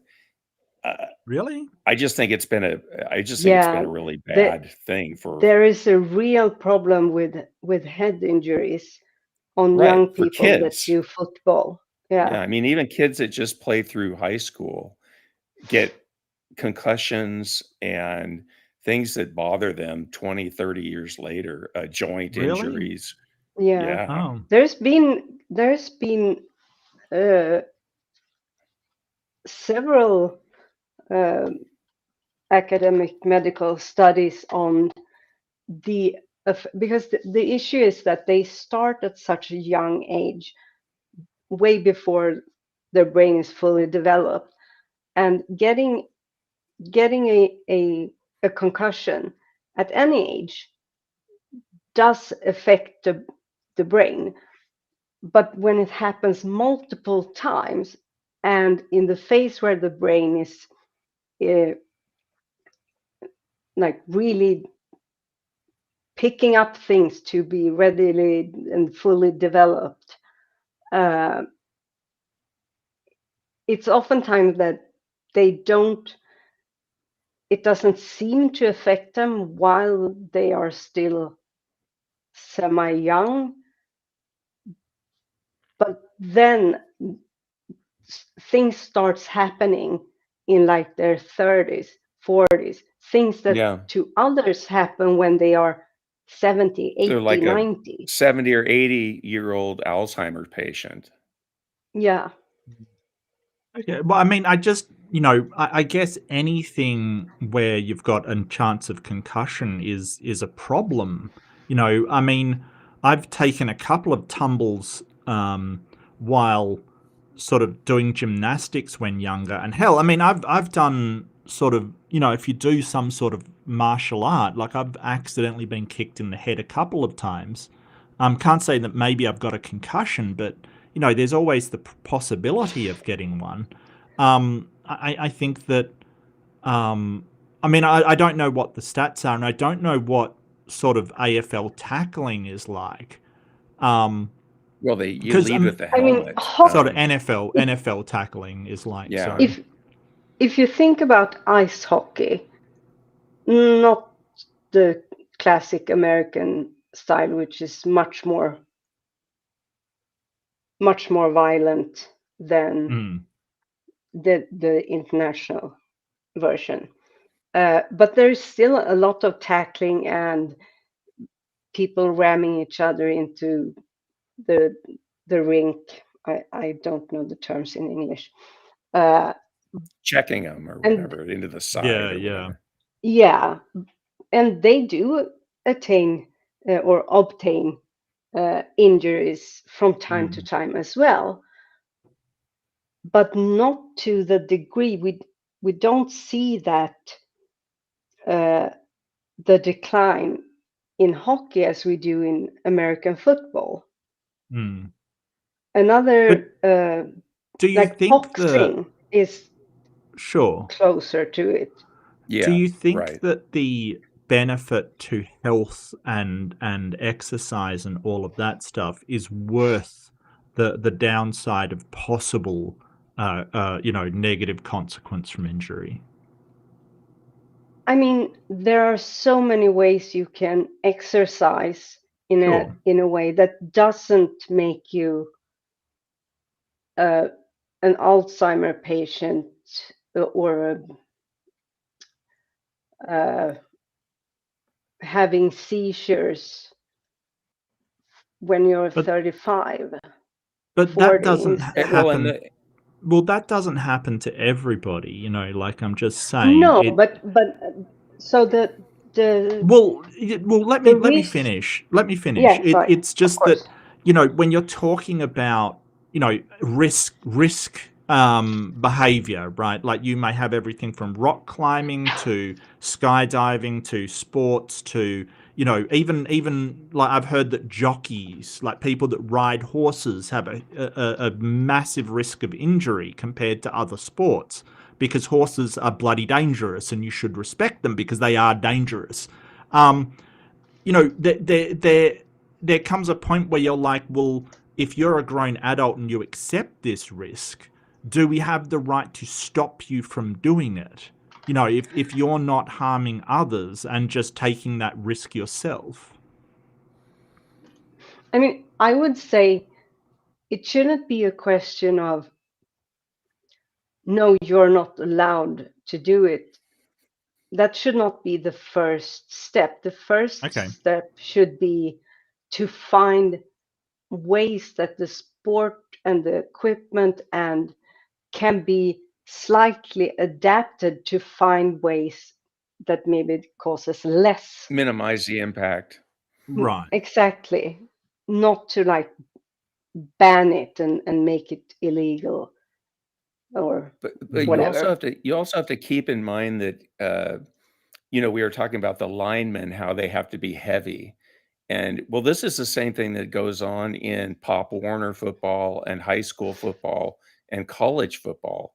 These kids that play these games have to put on a unhealthy amount of weight in order to play these positions. So it's not just the concussion thing. There's a whole other there's the weight, there's people that break bones. I would say there is no net gain in my mind. There's plenty of ways to exercise apart from football. I think that with NFL, the padding and stuff may actually hinder. It's worse. It makes things worse. You can it hit makes people things harder. worse. Yeah. Right, exactly. Because as far as I know, and I haven't played that much AFL, but you don't want to crash into somebody at, you know, terminal velocity. You don't want to throw your entire body into that, because when you hit somebody, like you know, it's not just a one-way force thing. You've got to be able to walk away from it yourself. You know, if I had padding, right, I would just throw myself at that person. It's no problem whatsoever. But, you know, because you are the other person in that, I think that it's less harmful because, you know, and rugby, you can't just full force it or else you're going to damage yourself. Yeah. But mind you, I think rugby's really bad for concussions and stuff. So, you know, yeah. I mean, a lot of people are entertained by football and they love playing it. And so I don't think it should be illegal or anything. It's just, I would question a public that kind of would accept all the horrific injuries that result from it and, you know, would continue to find entertainment in it. I feel the same about boxing. Right. I'm not entertained by boxing. Here. I mean, I used to watch it back when, you know, it was Muhammad Ali but I just can't watch it anymore.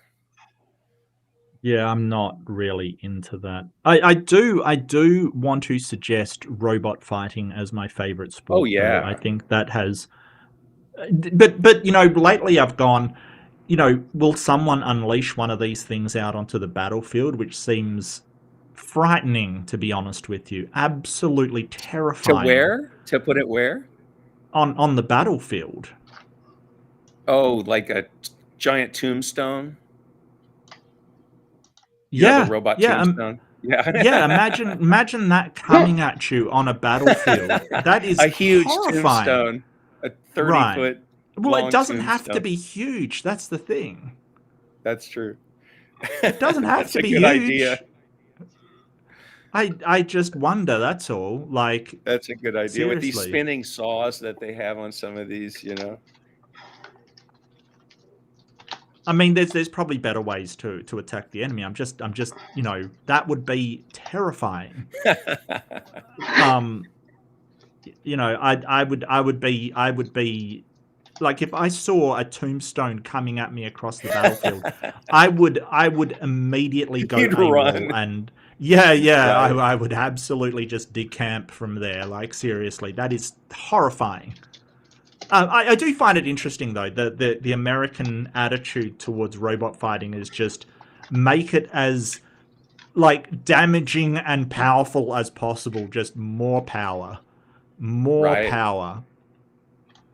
It seems to be the common American way to do things. Just more of whatever it is. I mean, there's people from all over the world that are doing. Oh yeah, never try anything. Never try anything new. Just more of what you're already doing. And when that doesn't work, you go harder at it. Well, it was interesting because I think the first one where I saw Tombstone in the finals, a guy from an MIT guy, I think it was, beat him by using that kinetic energy against him. He basically had a big wedge that absorbed most of it and like basically sent it back at him. And it was just incredible to see this guy, you know, basically use his own attack against him, which was just fantastic. I think we've gotten way away from AIMBOT. I think it's sort of fallen by the wayside. No, don't be sorry. I've really enjoyed the conversation, but I'm probably going to wrap it up soon. I do apologize. I don't have a ton of time, but it's been great to talk to you. And I mean, this has gone from AIMBOT to Trump to Putin to sports, and I'm so glad I could share with you our own brand of football, so you can add it to all the other footballs you're aware of. All the other footballs that I am very aware of and have absolutely zero interest in. But I do like hockey, and I do love learning new things. Yeah, there you go. There you go. Oh, look, I recommend watching a game. You probably won't understand what's going on, but it is not illegal to use somebody as a stepping stone to catch the ball. So people like jump on each other and ride on their back and catch the ball. It's actually quite incredible. If you want, I'll probably find a video of it. It's a bit of gymnastics in there too. Kind of, acrobatics. Acrobatics, rather. Yeah, I mean, they can jump. And usually the ones where they have like used their back is pretty cool. Are there a lot of like? It didn't seem that violent. It looked kind of a bit rough, but not.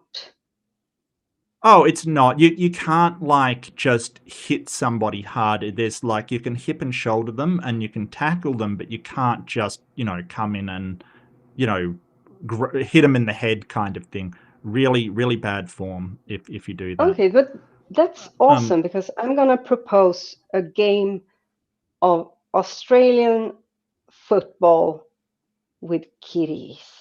With kitties, okay. Yes. You do stuff like that, right? Oh. Did you see that? Yeah. Yeah. I'll just play it again. So they're all tall. Yeah, but that is not illegal. No, and not legal? It's not like he. No, it is legal. Completely legal. Okay. It's not like he doesn't do it violently. There is I get it's slowed down. It's a little violent. I mean, yeah. I mean, when the guy's in midair, you try to upend him so that he falls. It's the way that you do it to reach the ball. You don't do it to get the other guy down to the ground. That's true. So there is an amount of caution, and because if he had kneed him right in the face and the other guy just blacks out, then he can no longer reach the ball. And that's the point. That's not what they're trying to do. Well, that would be a penalty if they did something like that. Probably, yes.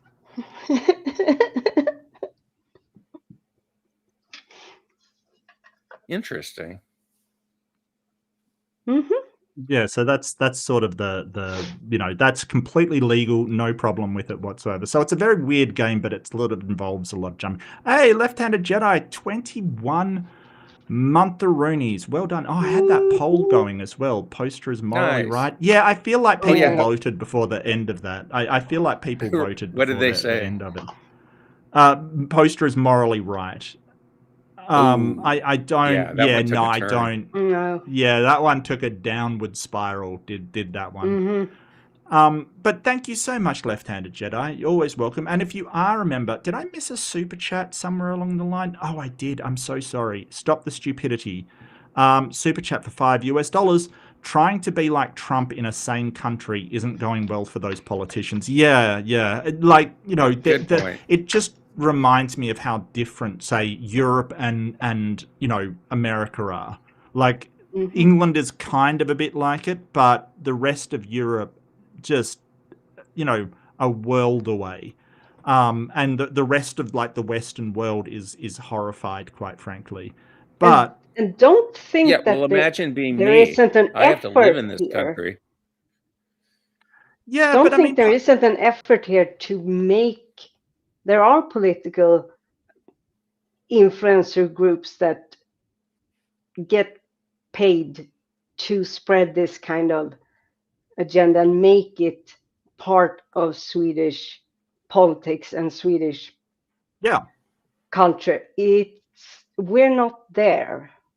Yes, but I'm not. America's kind of the warning, you know, like it's Yeah. the fuck around and find out country at the moment, you know. Exactly. It's Exactly. really But they also primed for it for a long time before. oh yeah, absolutely. Absolutely. They've been trying to implement this for ages, kind of thing. And Yeah. you know, but Well, it's tied to the you know, religious rights that the United States has.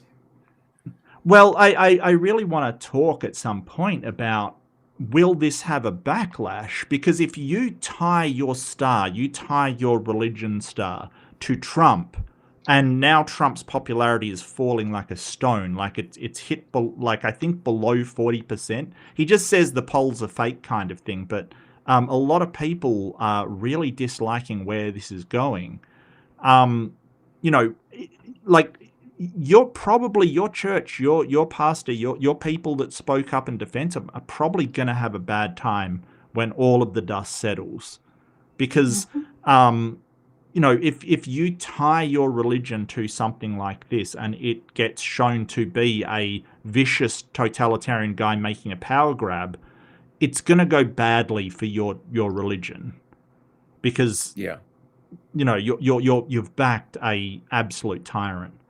At least your church and denomination, anyway. So, I think that they're going to regret, you know, Yeah. basically making Trump their prophet. They're going to have massive regret over that. So, I mean, we've Yeah, seen through agree. history, and I've said this before too, on various places, maybe not here. We have seen through history that the only constant is that nothing lasts forever. And Yeah. that's not to say that the US in this case is not going to be a country, but powers go like, what are those called? You know, you have a string with a pen, like a pendulum. Yes. The pendulum. Mhm. And the US, for being very young as a nation, grew quickly in the early 1900s and became the leader of the Western world after the Second World War and so forth. But you need to sustain that somehow, and you cannot sustain that rise by playing proxy wars around the world and meddling around in other businesses. You can't be a war machine forever. You might rise to that location because you have intervened in a war and helped out, and your contribution became the nail in the coffin for the warring parties. But you can't keep on that same way. You need to then steer in a different direction.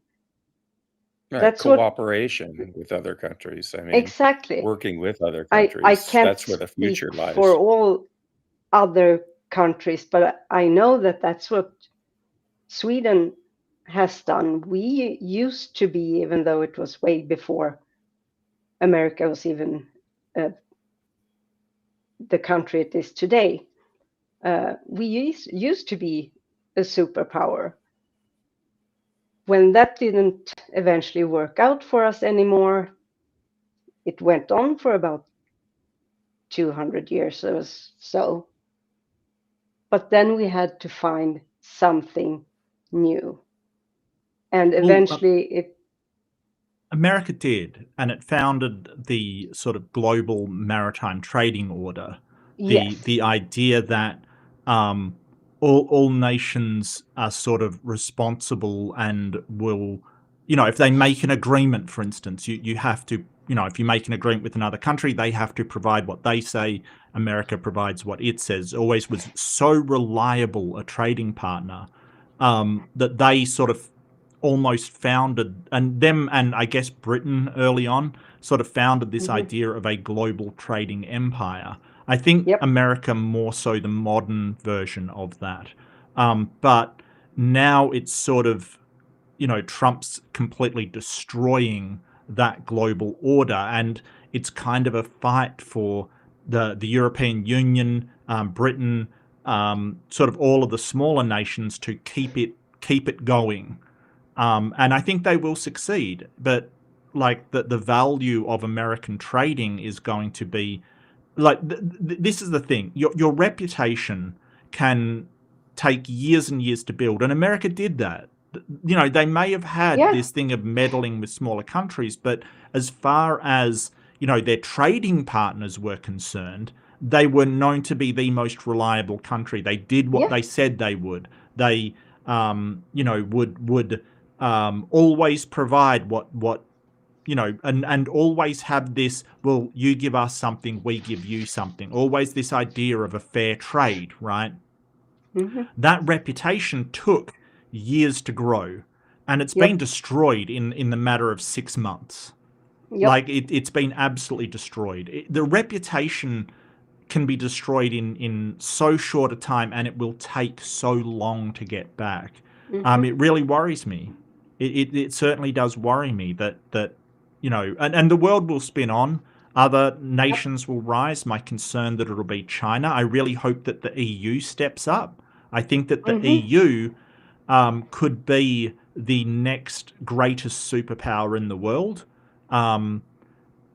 Except, a lot of people don't like that because Germany is part of the EU and nobody wants to see Germany in charge because the last time they tried to be in charge, bad things happened.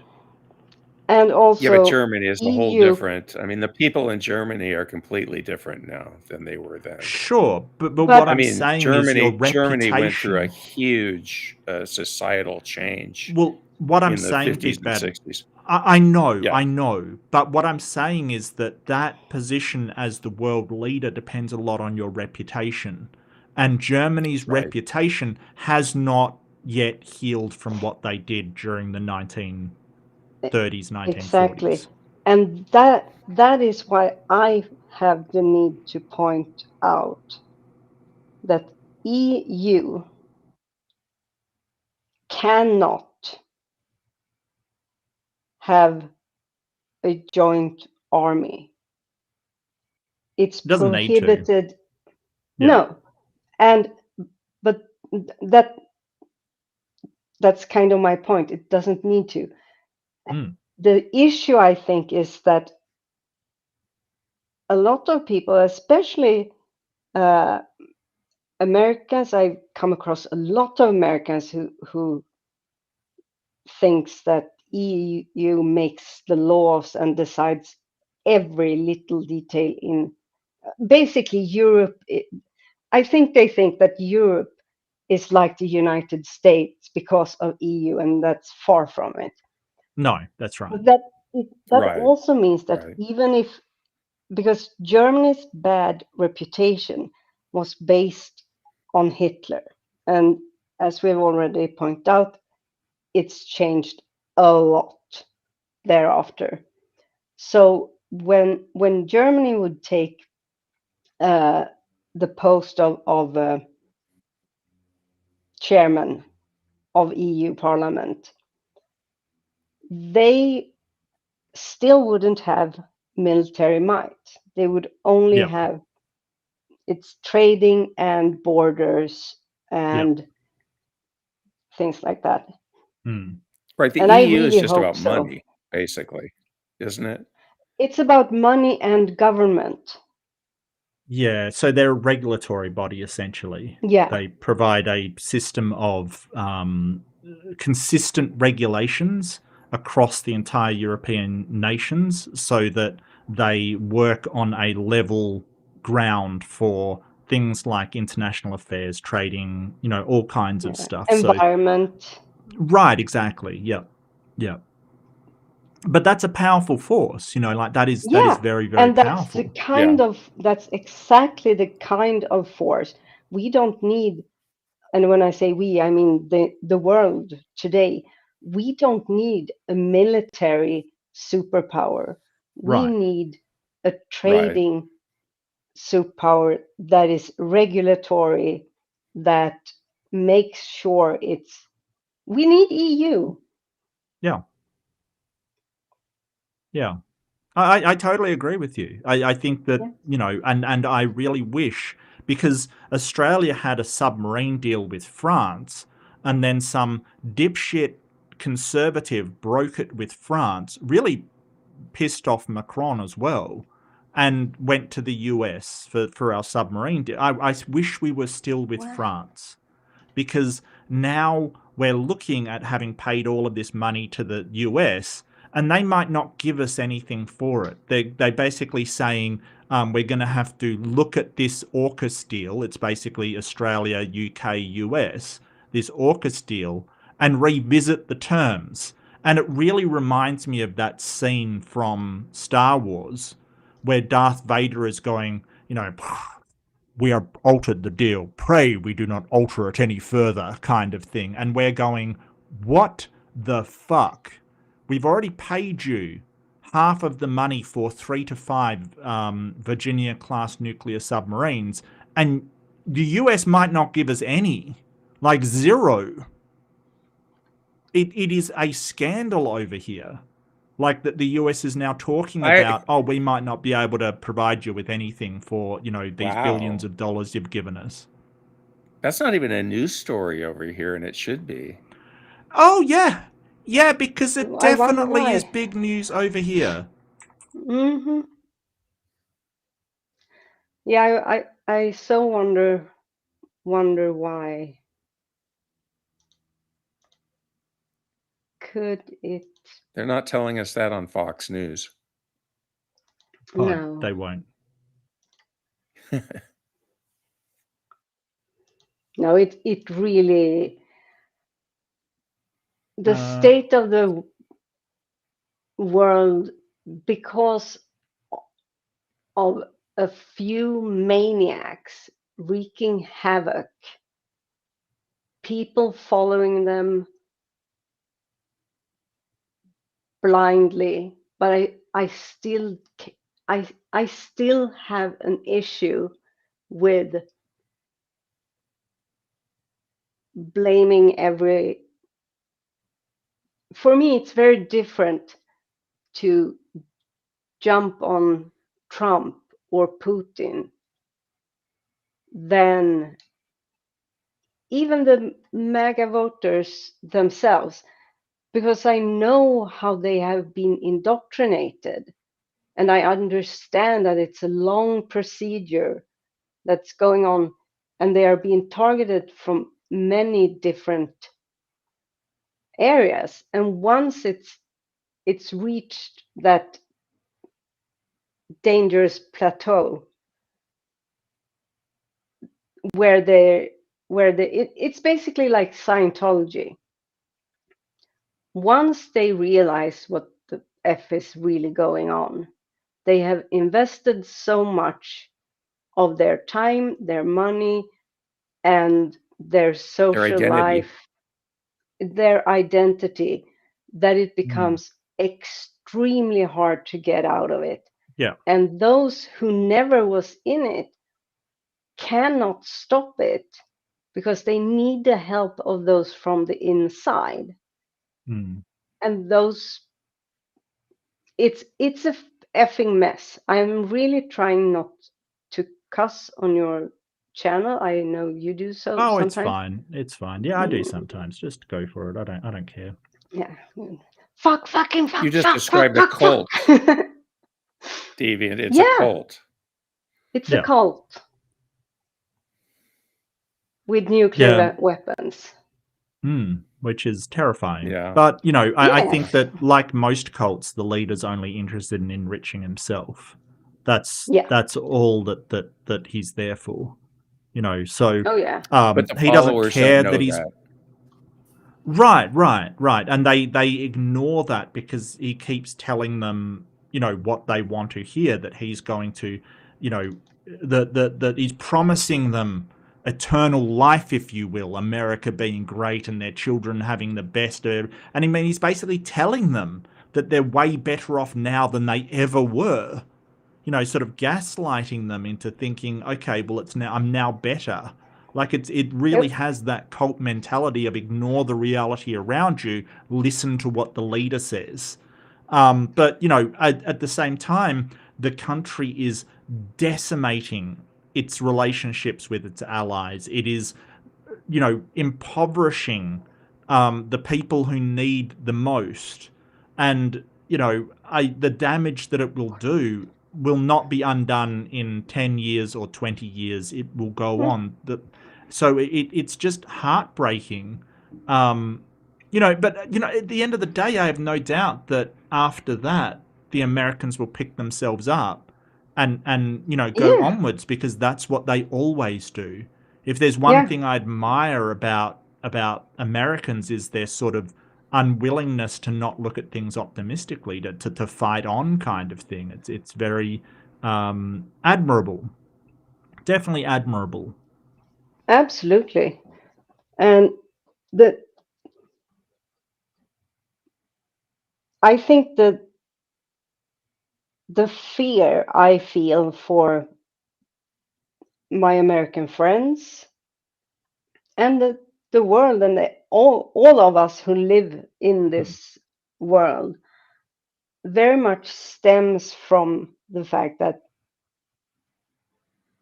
the deeper into the beast you go, the less limbs you are going to have when you come out. You're going to be more injured as a nation. It's going to cause things that doesn't go over in a generation. And I don't want that for my American friends, because I love them. I love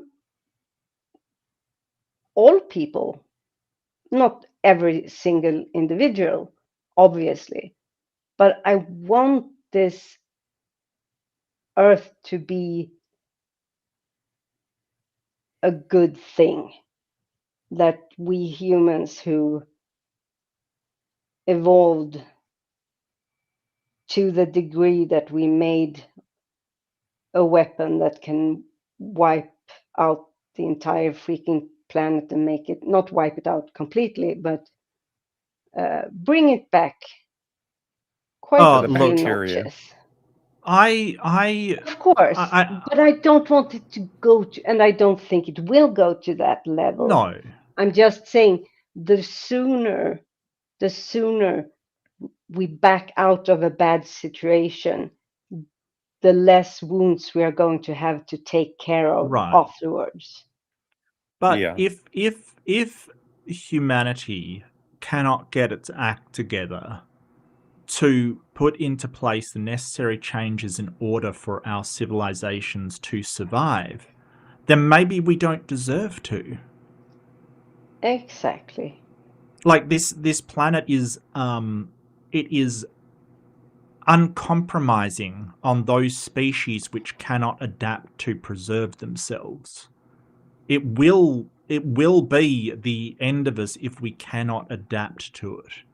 So And at the end of the day, if we can't adapt to preserve ourselves by, constraining this insane, self-destructive tendencies that we have, by not working with everybody around the world in order to preserve our environments, any of this stuff, then maybe we don't deserve to. That's not to say we shouldn't fight like hell to try and change the minds of people and try to change ourselves into something that can preserve ourselves. But, if we can't, like thinking cosmically, thinking sort of on a universe scale, it's not really a big deal. No, and We'll go extinct. it's We're just another inevitable. branch that will go extinct. Yes. But Exactly. It's we just can that evolve. We're under control. Evolution is in our control of the human species to a certain extent. But so to me, I don't think I think Earth as a planet will continue on when, in a time where we humans are an extinct species. And not necessarily from going back to just bacteria, starting over from bacteria. I think that we as a species, we're gonna die out, we're going to evolve simultaneously, and new species will arrive. But I do like the idea of making that time before that happen as long as possible, Yes. as prosperous as possible, and as peaceful as possible.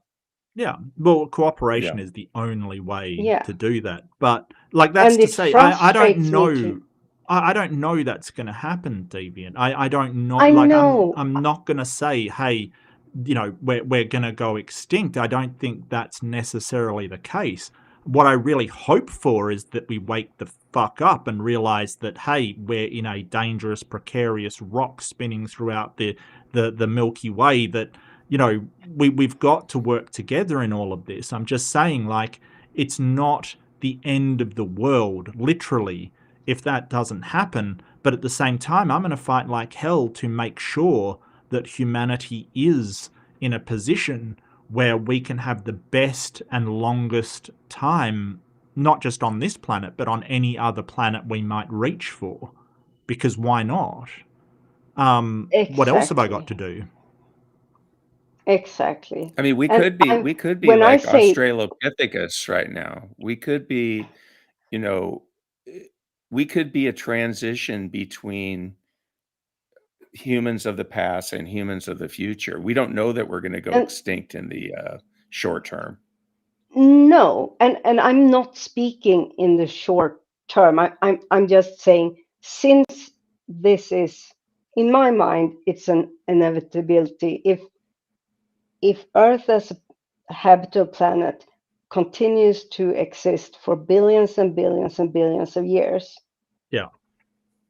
we, the species we are sitting here talking now, are not going to anymore. We won't be cataloged. What's the word? Categorized.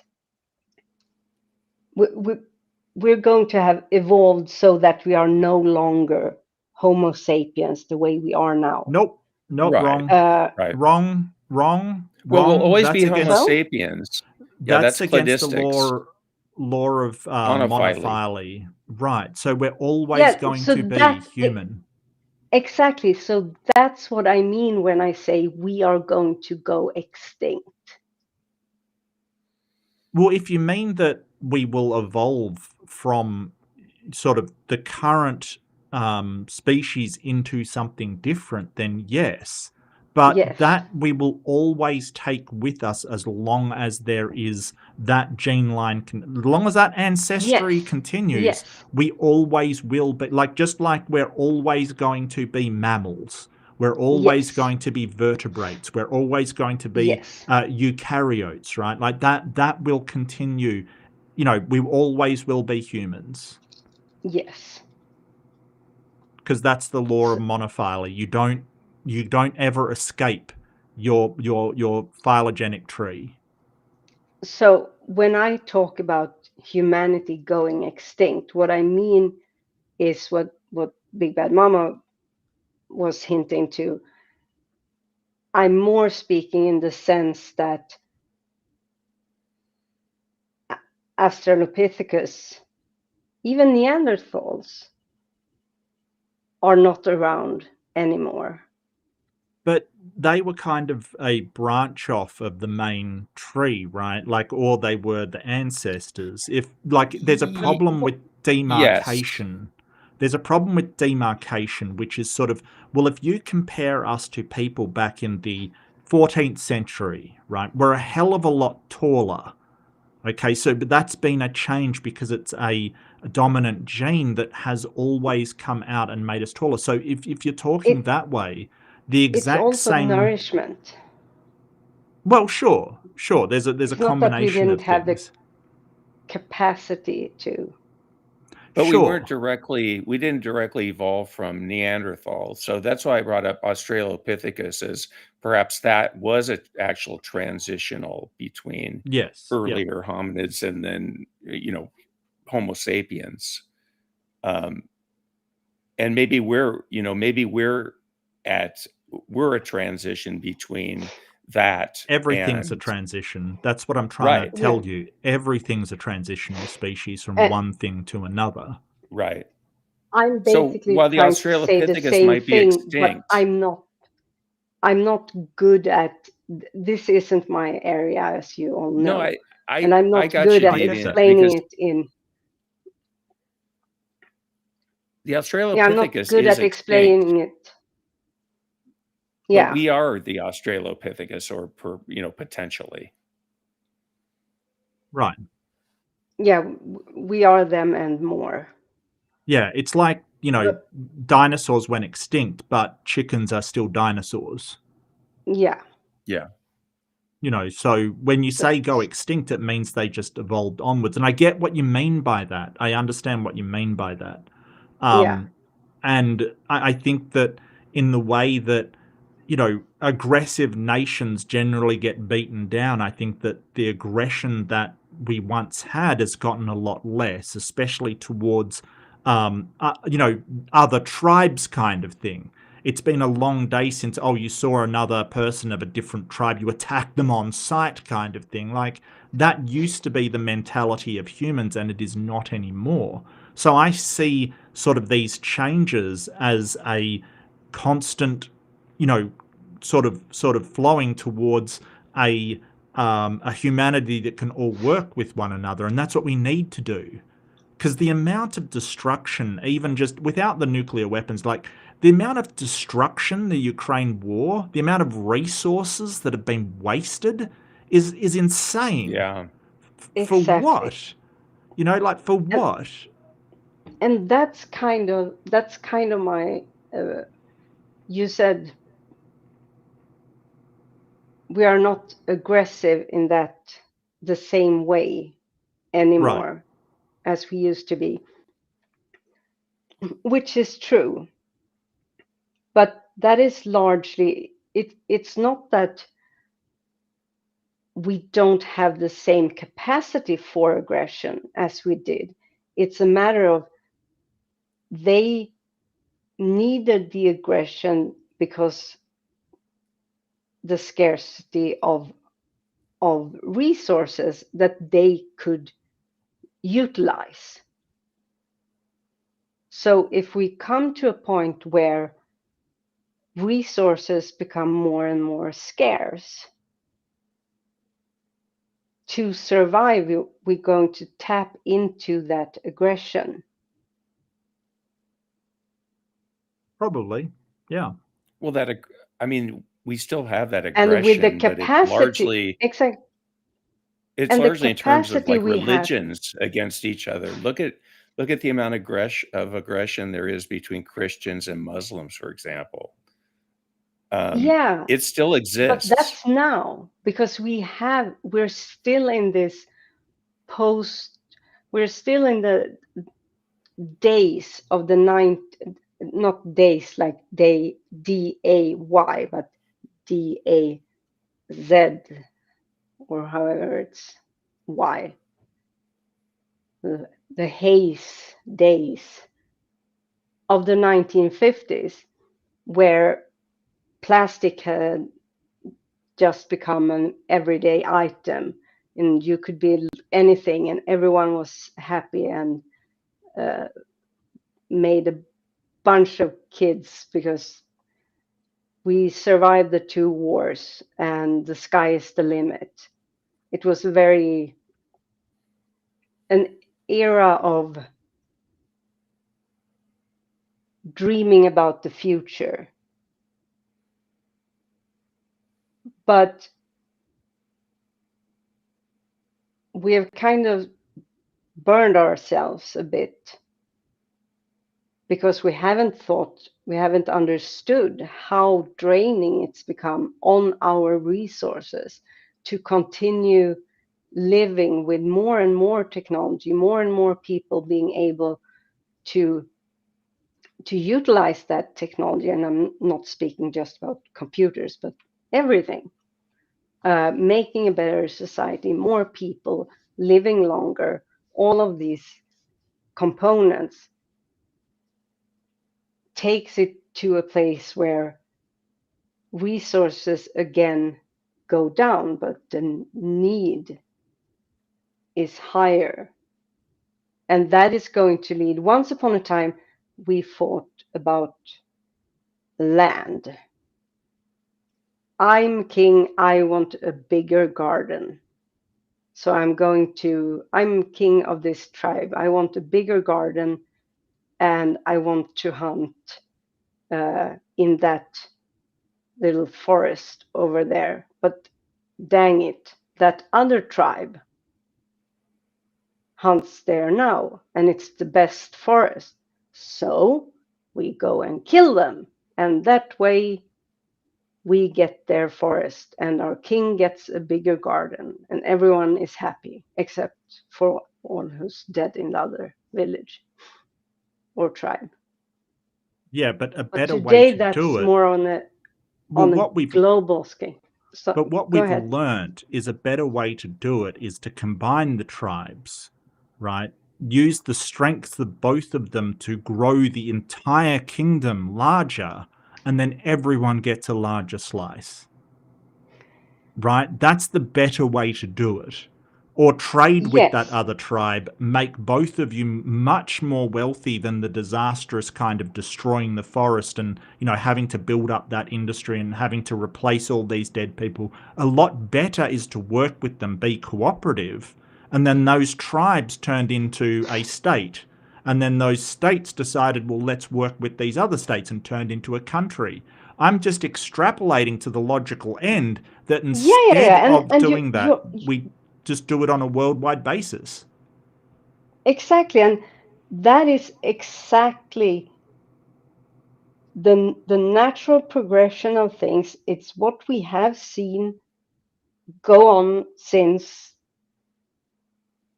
Neolithicum, Mesolithicum, and up to today.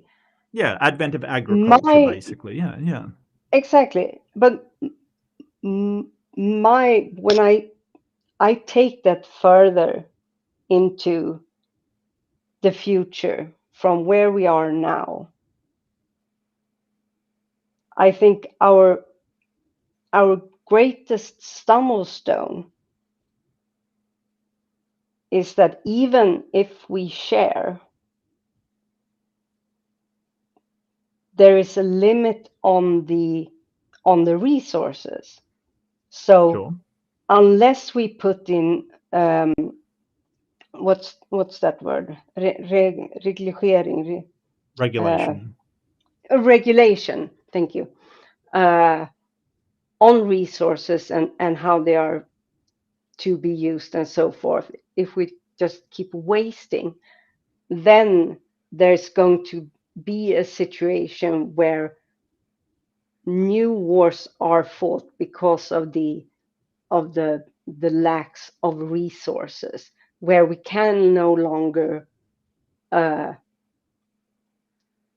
share and have this the global society that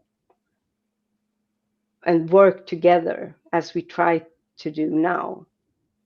No, I get you. I get you. It's just we're going to have a better chance of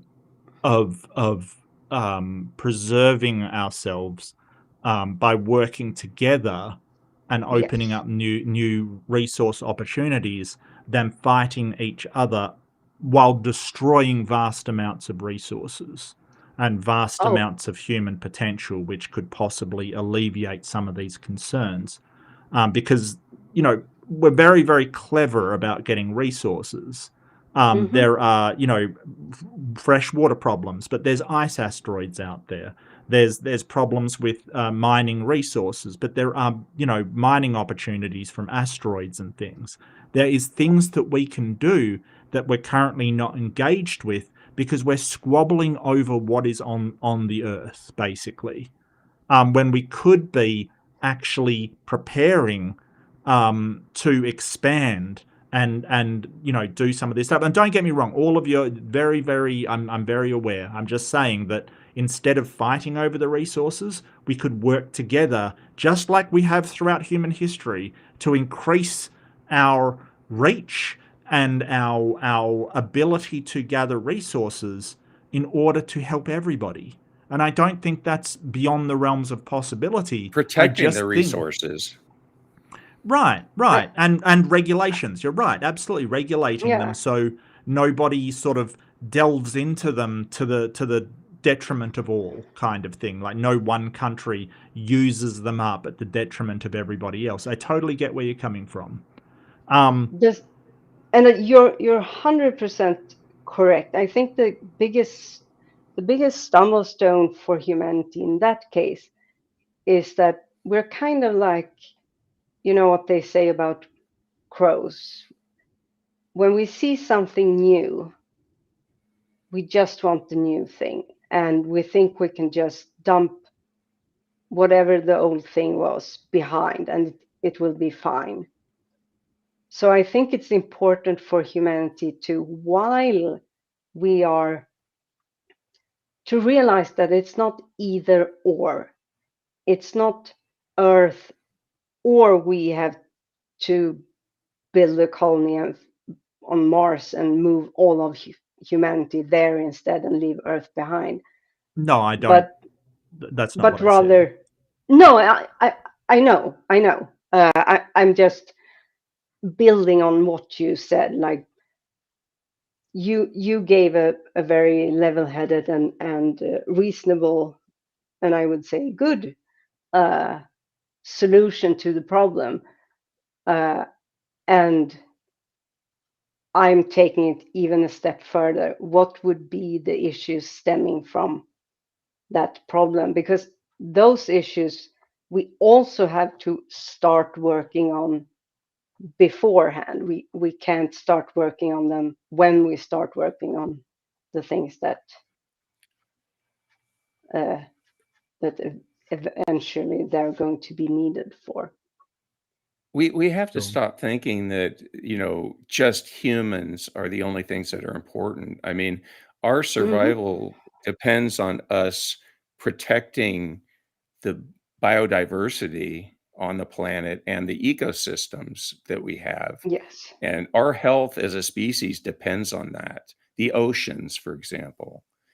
And I think more of our energy needs to go into that. You know, perhaps maybe first we need to think of things globally, human to human, but there is something beyond that, and it's thinking of ourselves as a living organism, a part of the biodiversity and not apart from the biodiversity. Exactly. And all of these things, all of the both of your propositions, proposals, thank you, Mark, is something that I say 100% yes to, and they should go on simultaneously. There are so many people on this earth. It's not a lack of brain power or muscle or fingers. It's a lack of cooperation on a grander scale and regulations that put the efforts in where they need to be, which is why I am so horrified over the education system and the rhetoric that's going on in the US today. We don't need more people who can drive a horse. We need people that understand the modern technology and can use it and further us and it. Well, I'm going to call it there. Thank you so much for coming on. I've really enjoyed both of your insights. It's been really cool conversation. It was supposed to be an aimbot, but hell, I'm, whatever. They're totally fine. No, totally fine. Totally fine. I'm very happy that we got to talk. Very happy that we had a discussion about, world political events. I don't feel like I get a chance to sort of talk about it. I've got to take breaks occasionally as well because it just gets a bit overwhelming, but I have enjoyed this conversation. Tomorrow is my member stream, which I haven't decided what I'm doing, but it will be up tomorrow. Don't forget to come there for that. The day after, I will be doing Fundamentalist Fails as always. And then this week, we're probably going to be having Leo Filius on to review a debate, which should be a lot of fun. So I hope you can join me for that on this channel. Don't forget to like, subscribe, share, do all the things would really help me out. I really appreciate everybody. And I hope to catch you in the next one. Take care, everyone. Take care.